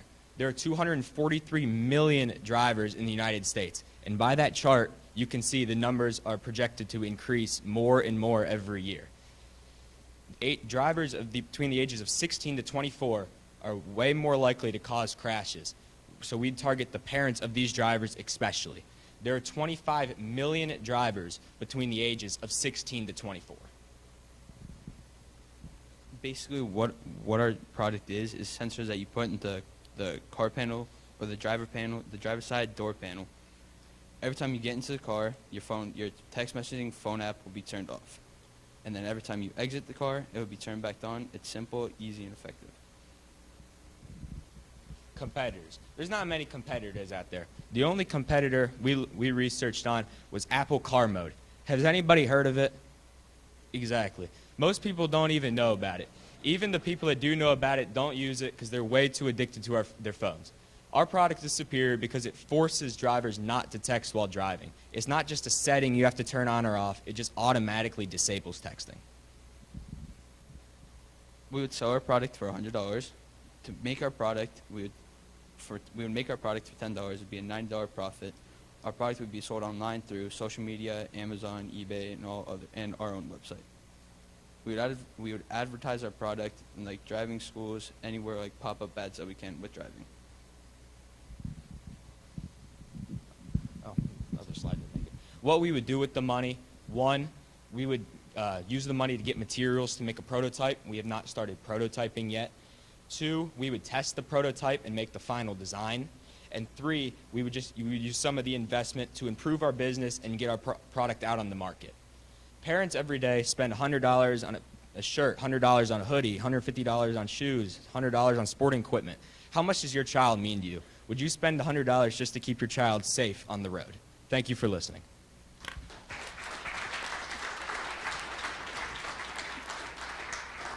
So I'm not sure I should be confessing this, especially with cameras rolling, but I have a Tesla with self-driving. That bugger watches me. They have a camera that it sees if I look down, it goes out of a self-driving mode. It won't let me text and drive. So I guess that was my point. Good presentation. You've really touched a nerve. Everybody in this room, I'm sure, can identify. I'm curious, who's buying this? Basically, like parents that are worried about the children, because so it's a parent. We're selling to parents with young drivers, and that's why you focused on young drivers. Yeah. Got it. I mean, I think it's important to all drivers out there because it's not just teens who are texting and driving causing problems on the road. I mean, it's all drivers, but teens are just more likely to do it. So we would target all drivers, but put a little more emphasis on the parents of young teens. So it disables the texting app from any kind of phone? Yes. Okay. So it's like it's a software sensor? Yeah? Basically. Okay.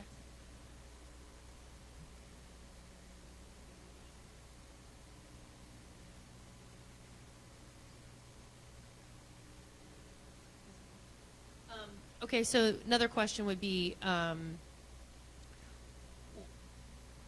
have you investigated at all how you might go about programming something like this or producing a product like this? Not really. It's just we're in the starter phase of it, but it's kind of expensive to get what we kind of need to start. Yeah, I mean, same. So what he said, like that's pretty much what the investment's going to: prototyping, researching, developing the software to it. Yeah, I think it's great. You certainly have identified a problem, right? I mean, people text and drive all the time, and I don't think there's probably anybody in here that hasn't seen somebody doing it and been threatened. It would be interesting to see how it interfaces with, the hands-free texting now with all the voice stuff, the Apple CarPlay and whatnot, so that you can, when you text, you're paying attention, but you're talking versus just like you're talking to the person next to you. But I do think it's just a great idea, especially for, I agree with you with teenagers.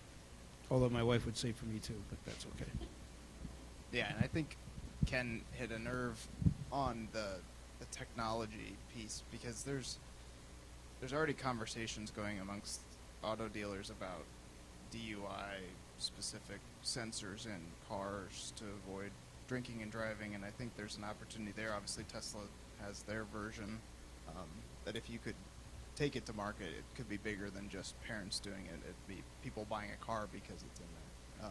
So not to go back to Mr. Wonderful, but royalty deal, there's definitely opportunity there. I'm sorry, it strikes me that if you're wildly successful, you will be very unpopular at your school. And the other important question I have is, which two states are you allowed to text to drive? I think it's Minnesota and Mississippi, I'm pretty sure. Oh, okay. Thanks. Good job. Well thought out. Great presentation.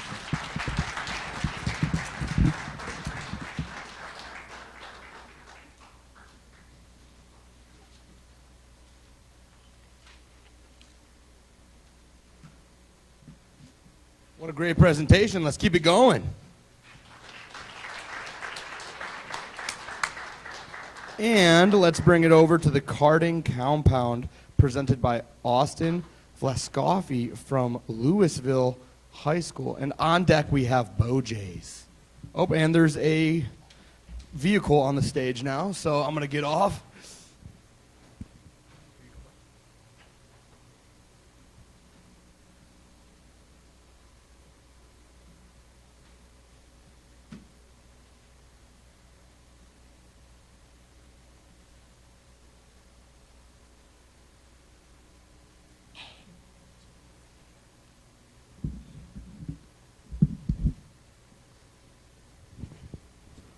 Hi, Sharks. I'm Austin Velasky, a junior at Louisville High School, and I'm thrilled to present to you my passion project, the Karting Compound.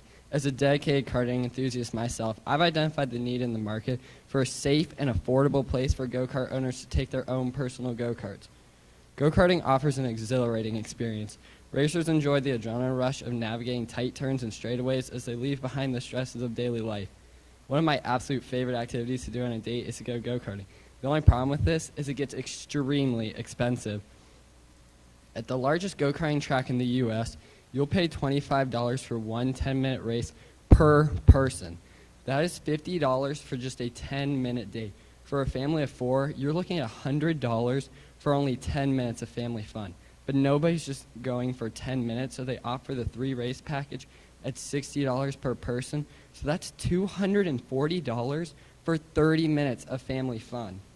To avoid these high costs, I purchased my own go-kart. The only problem with this is there's nowhere safe and legal to drive it. I was surprised while shopping to realize that you can buy a used go-kart for as little as $350. Introducing my solution, the Karting Compound. It will be the first go-kart track that allows racers to bring their own personal go-karts, which will make it possible for me to significantly lower my cost. Existing go-kart tracks require the use of facility carts, which limits the racer's personal experience and denies them the freedom of racing their own personal carts. These tracks charge high rental fees to cover maintenance and overhead costs. Karting Compound revolutionizes this norm by allowing racers to bring their own go-karts. This unique approach sets us apart as the superior choice in the industry, providing both affordability and unparalleled personal experience for our customers. Karting Compound will have a variety of different styles of tracks in order to accommodate to each and every style of go-kart, including dirt tracks, paved tracks, and even ice tracks. Go-karting stands out as an exceptionally active and healthy sport. It gets you outside and socializing with others. It is an activity that can be enjoyed by people of all ages, especially teens and young adults who are looking for something fun and exciting to do.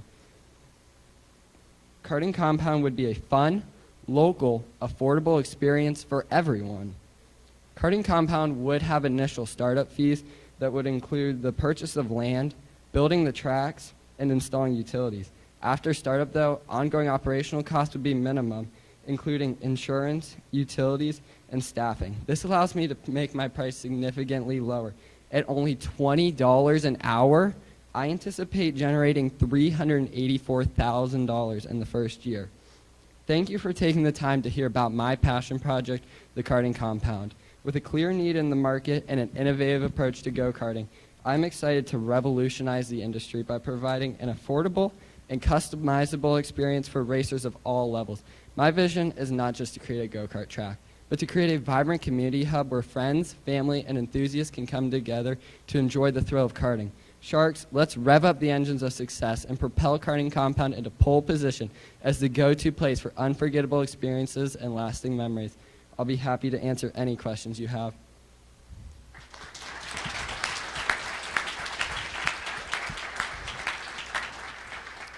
Great presentation. You're clearly very passionate about it, and it definitely strikes that you really like, working on this and driving a go-kart.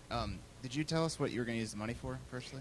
I would use it to begin surveying land and find a good piece of property where I'd build the tracks. Got it. And how does this get really big? What's your vision? Obviously, you want to start your first one, but are you thinking franchise? You do it yourself? What are we doing? I could see franchising the brand and allowing other people all over the U.S. to open similar tracks with the same idea under the Karting Compound name. Do you have any idea how much land you need? How many acres it takes to make a decent? I'd imagine each track would take around 3 acres. So considering there would be about 3 tracks per facility, so you would be looking at around probably 20 acres of land. Okay. How does this car stand up in a car wash?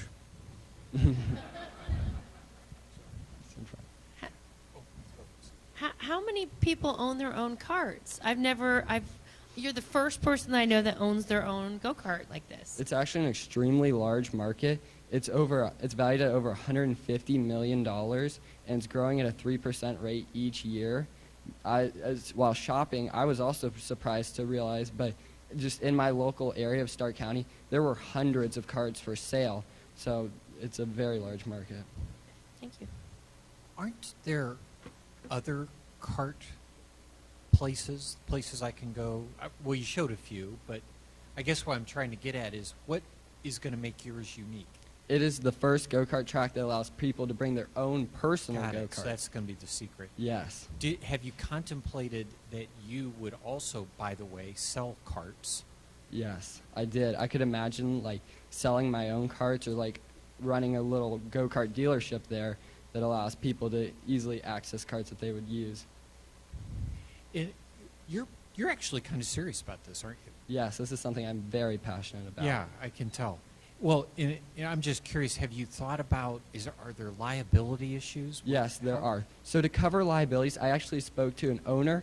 They do similar things with dirt bikes and four-wheelers, and I talked to someone who owns a dirt bike track, and what he does is racers sign a personal liability waiver that covers the cart and injuries that happen to themselves, but as far as what I would need, I would have general liability insurance that would cover spectators and anyone walking around on the track, and then property insurance to cover the tracks themselves.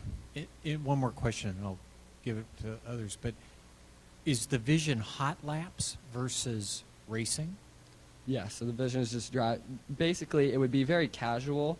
We would run leagues and stuff, but those would be special times. But in general, it would be open, and people just come and drive around How for their fast can I get around? And Yep. Can I get faster? Okay. So to kind of go back to that original problem, you own one. Yes. What do you do with it if you can't take it to a place now? I drive it on the streets, which is my point. It's extremely unsafe. I've had close calls with the police before. Okay. Are these your parents down here? Yeah. Right there. Yes, they do. My dad's driven right by a cop before on it. All right. Not what I was expecting, I'll be honest. Yes. A lot of really great businesses start with something that we love. All of us here started something because we had a special interest. So no matter what happens, we can see your passion, and I would Yes. say continue pursuing your dream. Thank you.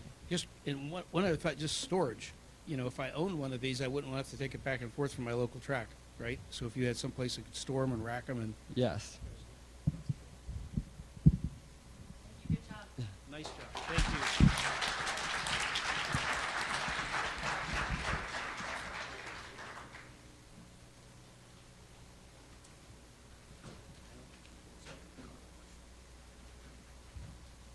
You know, I too have a Tesla, and right now it's charging, unfortunately, in the parking lot. So I might have to buy this from this kid to get back to Cleveland tonight. I'm a little bit worried. So just keep that there until the end. All right. But folks, last but not least, we have BoJ's presented by Caleb Lawhon from Perry High School. Big round of applause.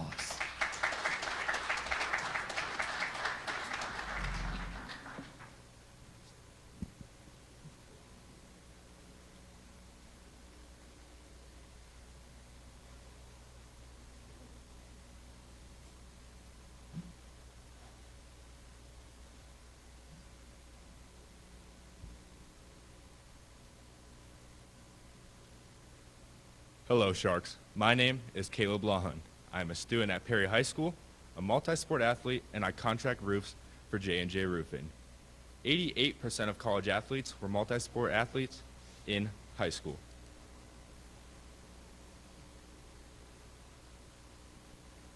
With being a multi-sport athlete, there becomes many challenges for us. Those being all the shoes we need.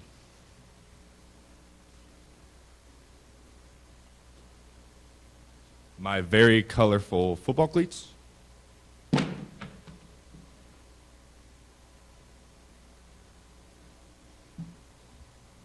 My basketball shoes.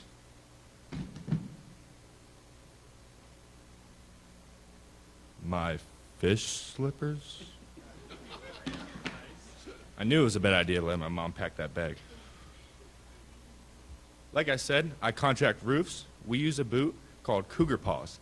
This gives you the ability to reattach the bottoms, giving you better traction on the roof. This is good for me, because if I were to fall off the roof, my football coach would not be too happy. Then I got to thinking, how can we take this to the sport world? That's where I came up with BoJ's. BoJ's is the shoe adaptable for 10 different environments, all in one shoe.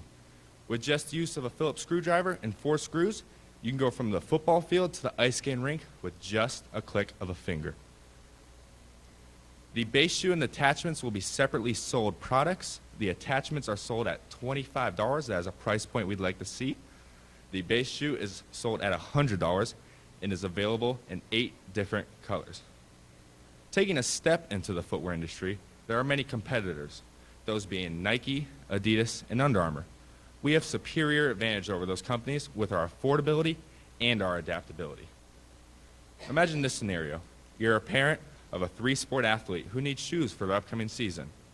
With the average price of athletic shoes being $138.50, that would be $415.50 just for the shoes.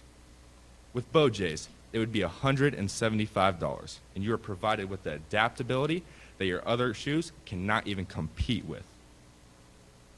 You may ask, how will I market this? We look at social media.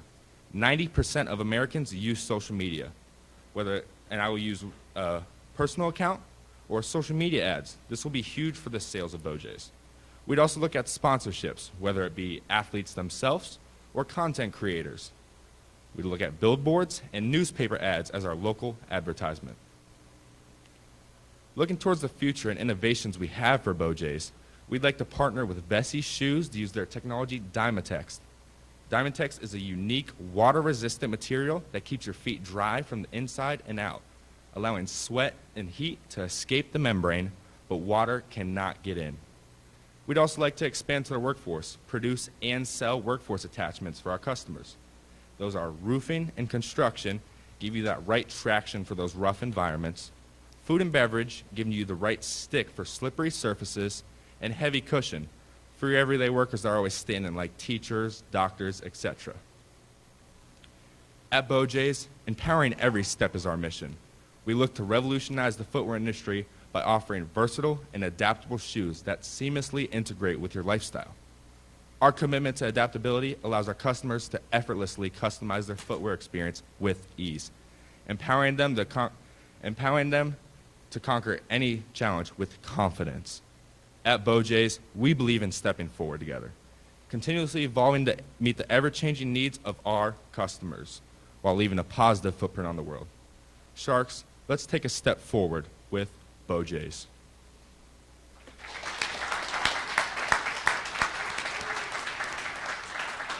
It's a very, very good presentation and very interesting concept. Thank you.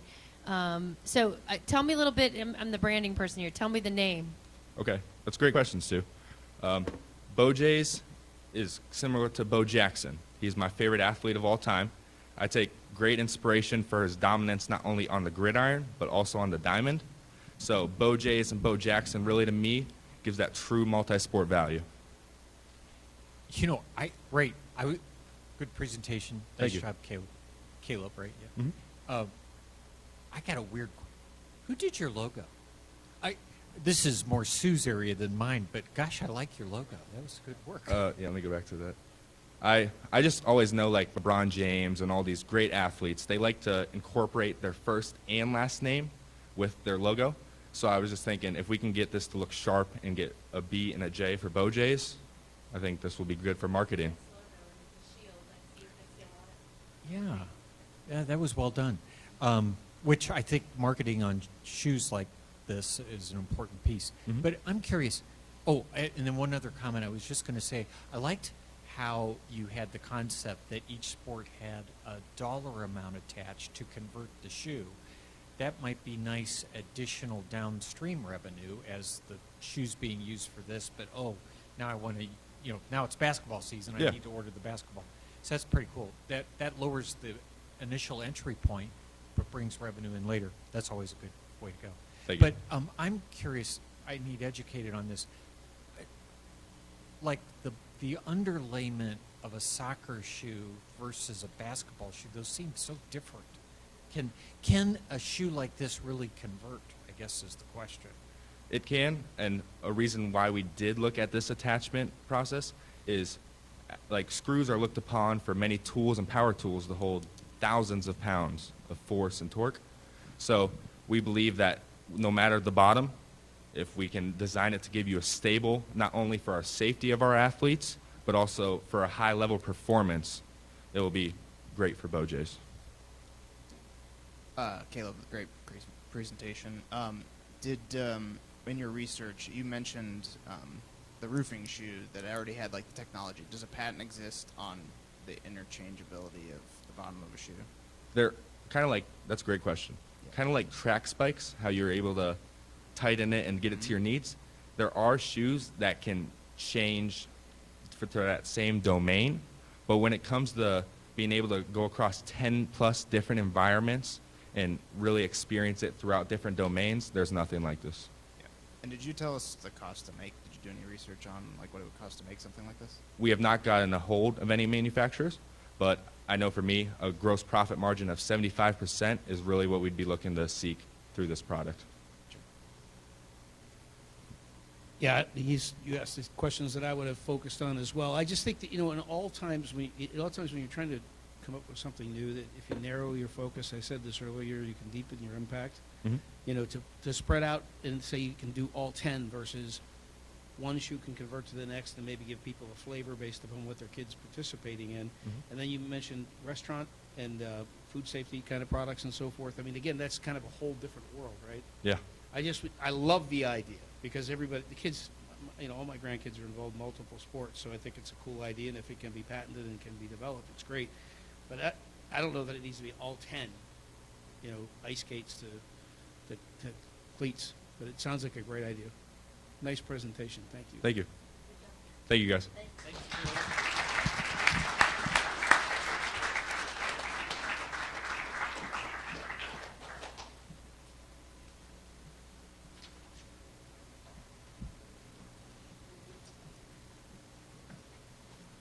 Let's give it up for BoJ's.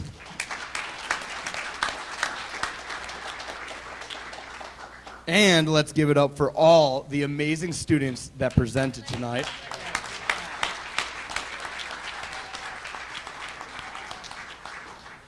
So while the Sharks go and deliberate, let's take a quick 5-minute break, grab some snacks and some refreshments. But I need you all back in your seats in 5 minutes because I'm going to do a little magic show for you guys. Awesome. We'll see you in 5 minutes.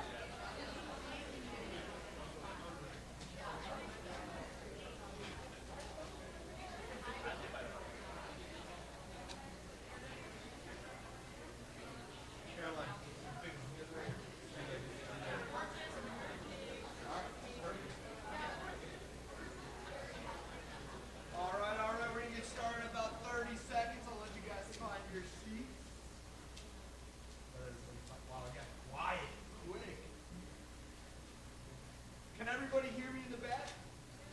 Awesome. No need for a microphone. I'm very loud, as it already is, so I don't need a microphone. Well, ladies and gentlemen, like I mentioned before, my name is Ely. I'm from Cleveland, Ohio. I've been fortunate enough to be doing magic my whole life. It's been my dream to do magic. And I do want to a statement. Now, I promise this is not to boast or brag, but it does have some importance. So like I said, over the last 5 years, I've been able to travel to 11 countries and 25 states around the world. Being able to do this, I've been able to meet a lot of amazing audiences and people around the world.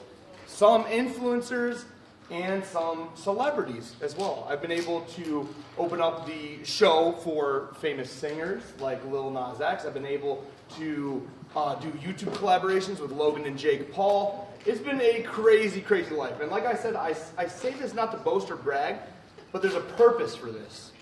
Now, raise your hand if you've ever seen me on social media before or met me. I see one hand. That's actually, 3. Wow. 5. That's 5 more than yesterday's show. Okay. That's good. Okay. I'm going to take that. Now, the reason I bring this up is because a lot of you, majority, don't know who I am, but we all know the same people, right? I'm convinced. I'm going to prove this theory right now. Ladies and gentlemen, I'm going to say the first name of a famous celebrity. If you know the last name, just shout it out. Here we go. LeBron. James. Creepy. Do you guys see how creepy that is? We all know who LeBron James is. Think about that for a second. We all know what he looks like and what he does, the sport of basketball. Now let's keep it going. This is going to get interesting. I'm going to try and make it a little more challenging on you guys. Michael Jackson Jordan. I heard Phelps, which is interesting. I did not expect that. Okay, let's keep going. Donald Trump. Duck. Perfect. And let's do one more. Did you guys say Trump? Yeah. Okay, just making sure I heard it correctly. Let's do one more. Lady. Someone just say Ladybug? Hold on, what happened here? Lady Gaga. Okay. Justin? Bieber.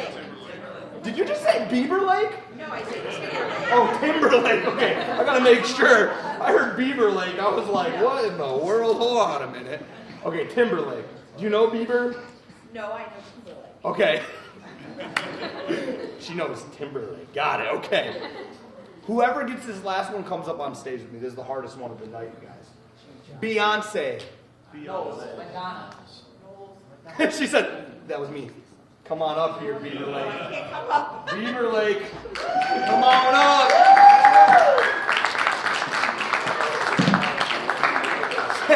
She's like, I regret my decision to participate. Oh, can I take it back? Take those stairs right there. Do you have your phone on you? I do. What kind of phone do you have? Please don't say Android. It is. So Who has an iPhone?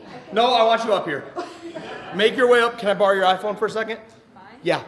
Mm-hmm. And just unlock it for me. I'm not that good. Okay. Perfect. And, okay. Wow, that is hilarious. I guess you just have to be a magician to get a free iPhone. That's great. She just gave it to me unlocked. That's fantastic. What is your name? Brenda. Timberlake.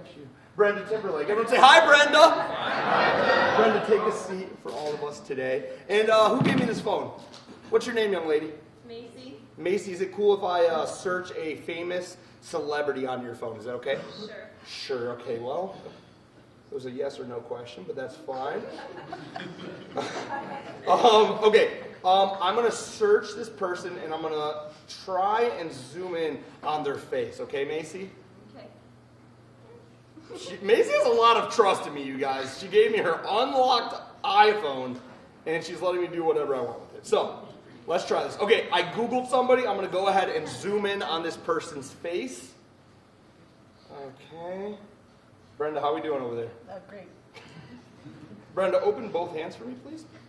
Like this. And you're going to hold Macy's phone right here. Nice and low, nice and low. You can relax. Put your other hand right. You drop things? Uh-huh. Okay, well, here, I'll put the phone on the floor then. Here. You're scaring me, Brenda. Okay. Brenda. And then she's like, it's okay, I got it. Brenda, here's the deal. The reason why we used Macy's phone and not my phone is because in my phone I wrote down a list in my notes of 100 different celebrities. Okay? I'll tell you who number one is on my list. Number one is a singer named Michael Jackson. Do you guys know who Michael Jackson is? Yes. And that's why I picked him to be number one, because at every audience I go to, even the really young children know who Michael Jackson is. So Brenda, don't pick Michael Jackson. Do not pick number one. I want you to pick any number 2 through 100. Whatever number you land on, Brenda, we're going to go into my phone and see who that celebrity is. Go ahead, any number. 33. 33. Are you sure? Brenda, why did you pick 33? Be honest. Seriously, why? Because it's Larry Bird's basketball number. Larry Bird. Is there any way I would have ever known that, Brenda? No. Who's number one on my list? Michael Jackson. Who's number two? Tom Hanks. Tom Hanks. Now, how about number three? Just curious. Kim Kardashian. Still don't know what she does. Okay, hold on. Let's scroll down to 33. Who's 33? Will Smith. Oh my gosh, is he here? I don't want to get slammed. Okay. 33, Will Smith. Well, you're going to pick 34. Who's 34? Ed Sheeran. Ed Sheeran. How about 32? Oh, this is good. SpongeBob SquarePants. But you didn't pick 32 or 34. You picked 33, Will Smith, right? Now, Brenda, let me ask you a question. In just a moment, would you be impressed if we open her phone, Macy's phone, and there's a big picture of Will Smith on Google? Would you be impressed? Mm-hmm. Would you guys be impressed? Yeah. I would not be. No. I would not be. Do you know why? You put it in your phone. No, I wouldn't be impressed because I went to Venmo. You ever been on Venmo before? I had to leave myself a tip. So there's no way I would have ever known you were going to pick number 33. There's no way. And whose number is it? Larry Bird? Is that his? Will Smith is who we got. Okay. I'm going to take the phone. I wouldn't be impressed because I didn't Google anybody. But Macy, you're going to be really mad at me because check out her new wallpaper. It's Will Smith.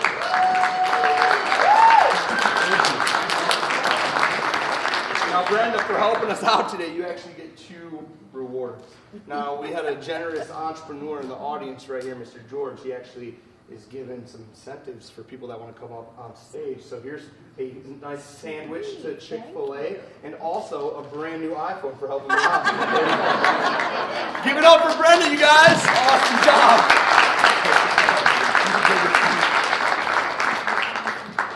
Thank you for letting us use your phone.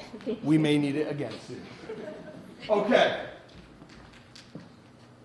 Doing magic over the last 5 years in different countries, different states, I was able to meet a lot of people, like I keep saying. And one of those people is my best friend, now my best friend. His name is Alex. Everyone say Alex. Alex. So Alex and I are typical bros. We hang out, we play video games, we watch football. We're best friends. But sometimes best friends can get into arguments. Raise your hand if you've ever gotten into an argument with your best friend. These two right there in the back, you guys, raised their hands so fast. I've never seen anything like it. I like it. So I'm going to have you two come join me up on stage right now. Everybody, big round of applause. Yeah, you too. Yes.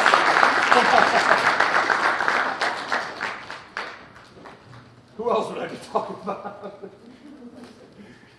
The goofballs.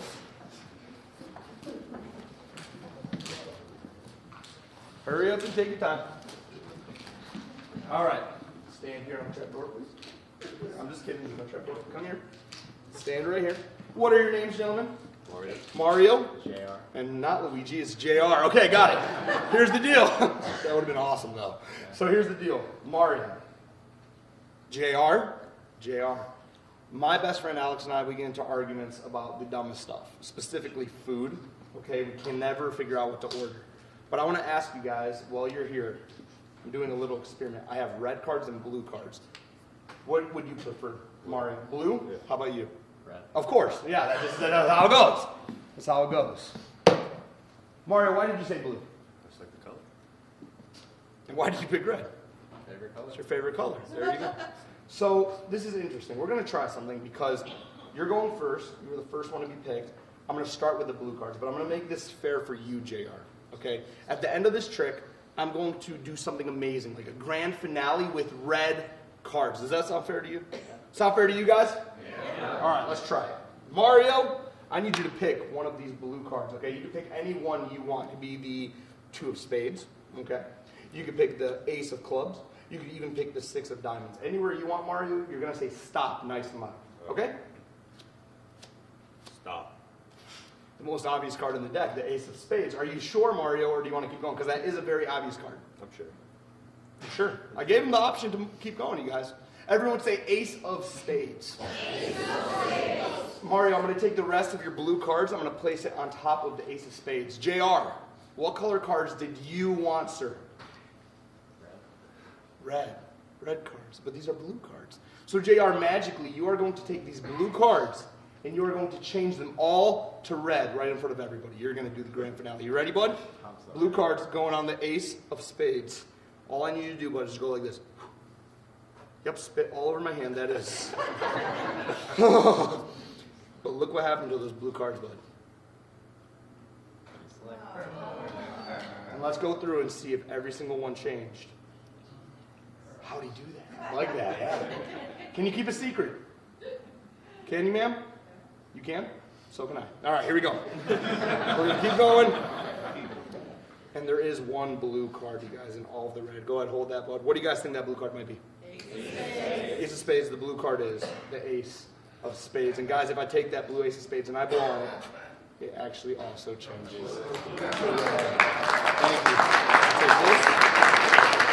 I'll take this. And I have for you some Chick-fil-A. Shout out George, Chick-fil-A. Thank you. Guys, one more big round of applause for them all.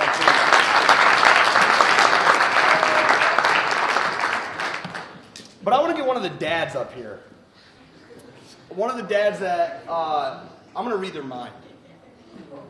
And I see one guy being pointed at by 17 different people. And it's that guy in the blazer. Get up here, everybody. Big round of applause. Come on. So, since he's in the back and he's going to make his way up here, I'm just going to tell you guys something very emotional that happened to me today, this morning. I'm very proud of this. I'm very excited to share it with you. So this morning, I was looking through my email. I had my morning cup of coffee. I opened up my email, and there it was. Ladies and gentlemen, today I actually signed a 1-year contract with Netflix. Thank you.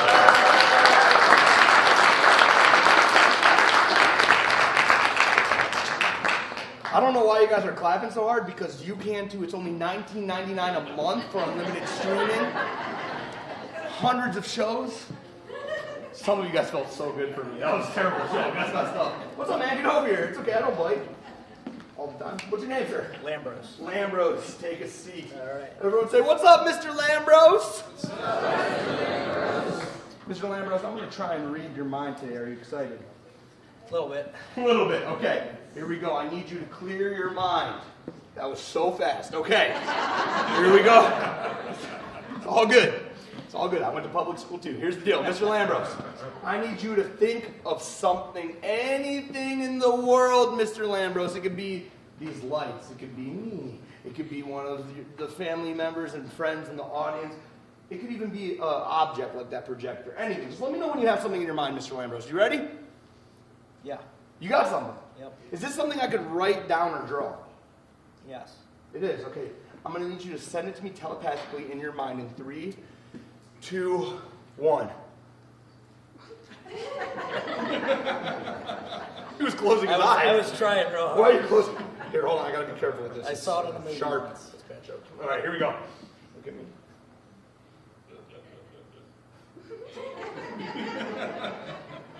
I got it. I got it. Here, just one more time. Look at me. I'm going to waste all my Sharpie right now.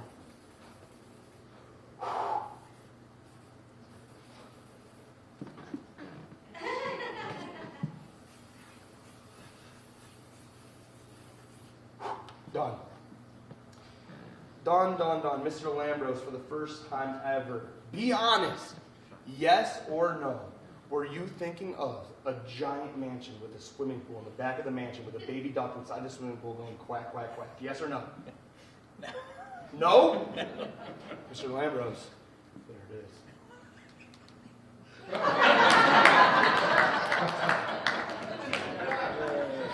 It's a joke, you guys.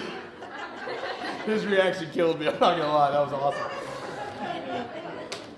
That's why we call it a dad joke. Okay, Mr. Lambros, we actually have to read your mind. Do you guys want me to actually read his mind? Yeah. All right, let's do it. To do this correctly, I need to find out what Mr. Lambros does when he tells a lie. Now, here's the deal, you guys. He's an honest man, okay? But we all have a tell. When I was young, my mom used to ground me all the time like this because I smiled. As soon as I smiled, I went straight to my room. She knew I was lying.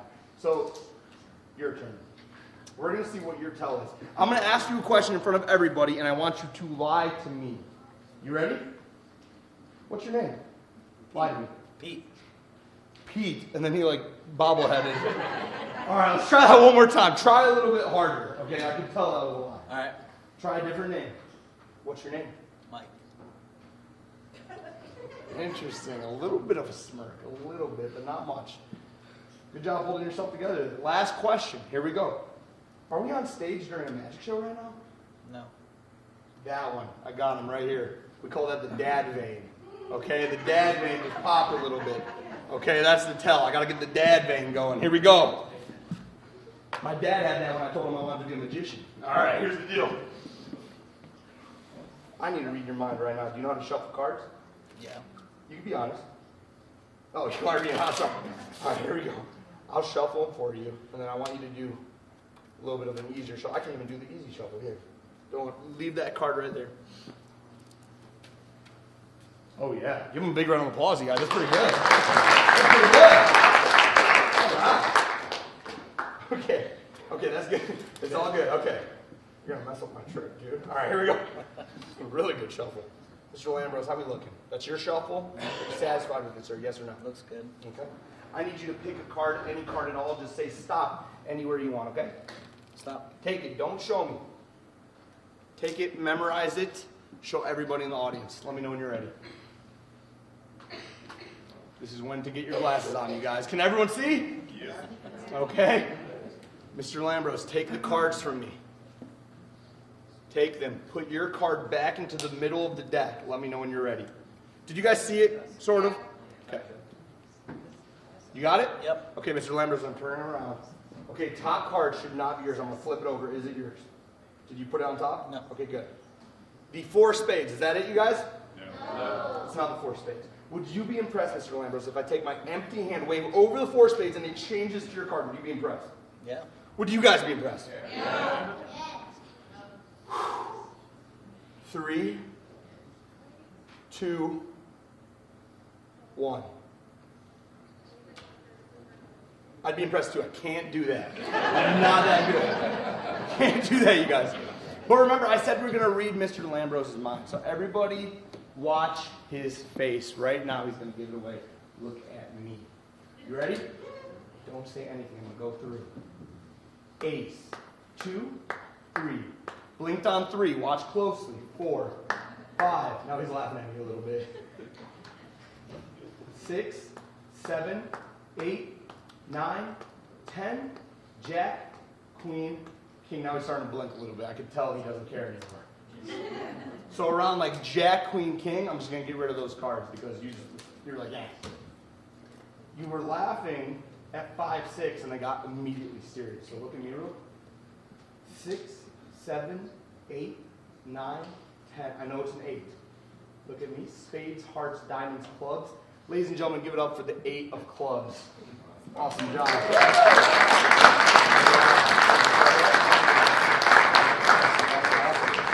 Now, it looks like we have our judges back, but I need to run and grab this sheet because I have some stuff to say.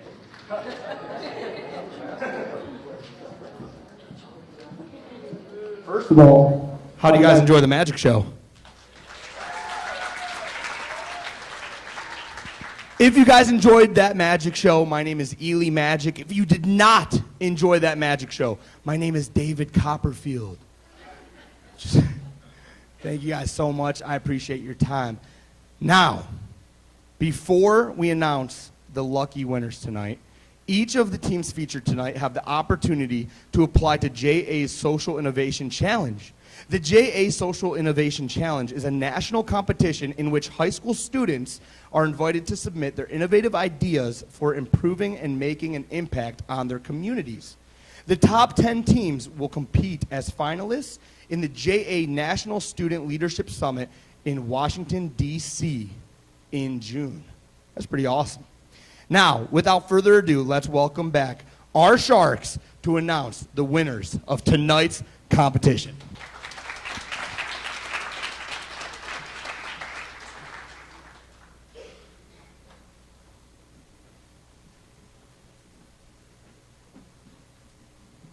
All right. Well, let's hear it for all of our contestants for tonight first.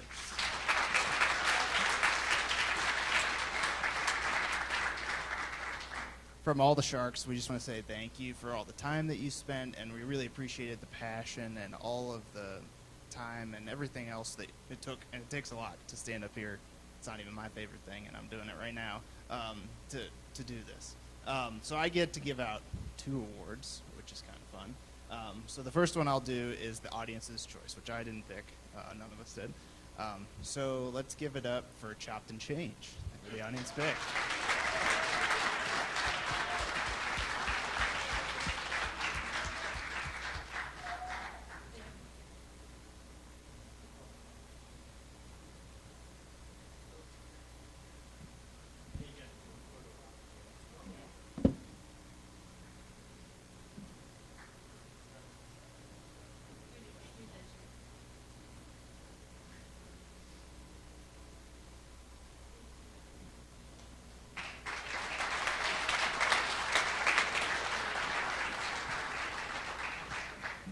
And I have the honor of doing the 4th place. So we picked 4 groups tonight. And this one we really appreciated how you found the problem. You got out here and you really shared with us and got very narrow for us at what the problem was, what you were solving. My little pearl of wisdom, so we're all going to give you a little pearl of wisdom. As a younger person, closer in age than maybe some of the other Sharks, no offense, other Sharks, I'm not. I would say keep putting yourself out there. That's something that I've heard a lot in my life, and that creativity and going out there. It sounds very cliche, but doing it over and over, people seeing you over and over, really makes a difference in your development, whether it's starting your business or your career, if that's what you choose to do. So keep doing that. But in 4th place, we picked Snowshoe for their product.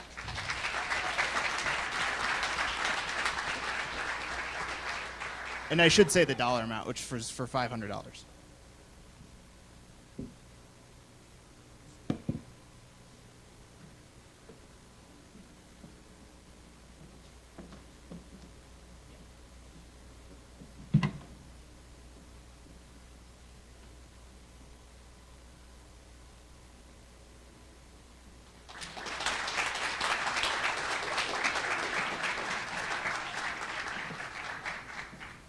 All right. But I get to announce the 3rd place group. But before I do that, just a couple of comments. One, I just need to thank Amethyst Shoes. Do I have the name right? I loved. We almost could have just stopped everything and had you rock out all night for us. And I mean, yeah. Oh, really? That's cool. Well, next time you do that somewhere, let me know. I'd like to be there. Just something I like to throw in when I have budding entrepreneurs around is this idea of the word risk. So, I have this thought that there are very few things that I've done that I regret doing, but I have more things that I wish I had done that would have been a risk. Now, I am not asking you to go drive fast, go without your seatbelt. That's not my point. But my point is trying things. And I really want to compliment you all. You took a risk tonight. This wasn't easy. You had to stand here, cameras rolling, bunch of glaring sharks. Good job. It was well done. All right. So, to the 3rd place group, we all kind of picked the group we liked, I guess I'll say. And I got to announce 3rd place, which is, I think, $1,000. $1,000 to Karting Compound. Where's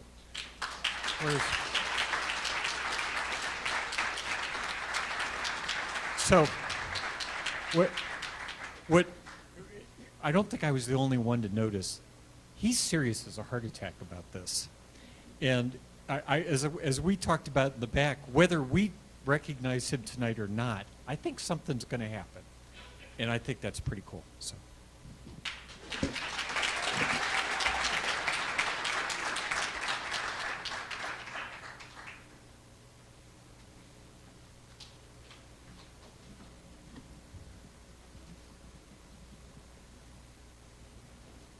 So I have to give a shout out to the female entrepreneurs here tonight. And yeah, I started the business in the back of my 2-bedroom house in the hood, and it grew, but it also has taken a lot of ups and downs and failures and trips and falls. And 27 years, I'm still here doing what I love to do. And so if you find something that you love to do, I just want to encourage you all, men and women, to do it and to try and to fail and to get back up and keep going. And you did that tonight. You took your first step in that kind of progression of life. So we need entrepreneurs in this community, and we want you to go out and do amazing things. So the second place is $1,500. And we selected golf gizmos. And we know that this is a conceptual night, and it was concepts. But what impressed us was the handing us a product, even if it was a prototype, to give us an idea of what something might be like. So as you continue to progress, think about how would I show, not tell, about this concept, and just taking that step to produce something that can make it more tangible in the minds of the investor can go a long way in helping you to sell your concept to someone. So congratulations. Great job.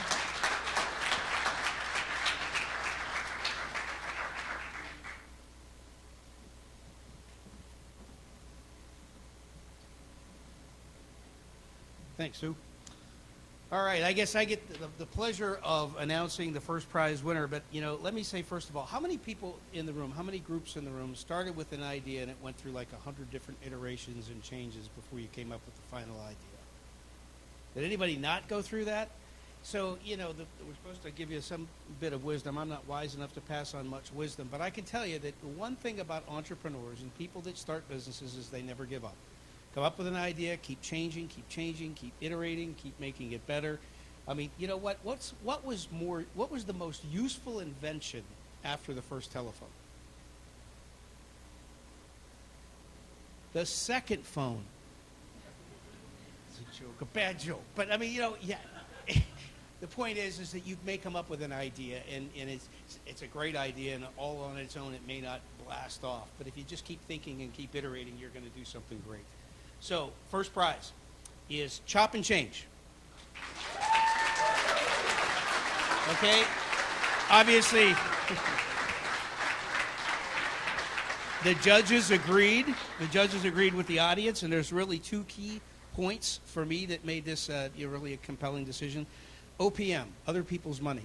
I really believe there's an opportunity for you to partner with all of the major golf manufacturers, and if you can come up with the shaft that has a standard fitting that can attach to all of their heads, they're going to have to follow you, and it'll be their money investing in it and not yours, which is really cool. And I also admire the fact that you looked at multiple markets. I mean, this is, beginning golfers. This is people that just want to go to Top Golf, people that travel and play golf. It's just a fantastic idea. We wish you great success.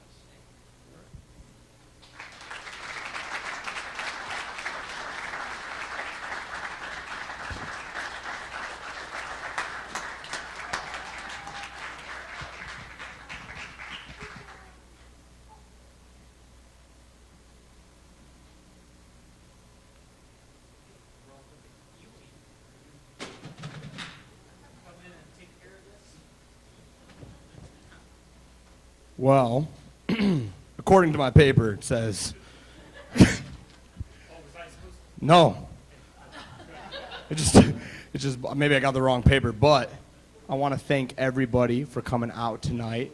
This was an amazing experience. Junior Achievement, huge thank you to Junior Achievement for making this happen and bring us out. And guys, I see future entrepreneurs, and I want you guys to know, never give up on your dreams no matter the outcome, no matter the place of which you got, right? Failure is key to success.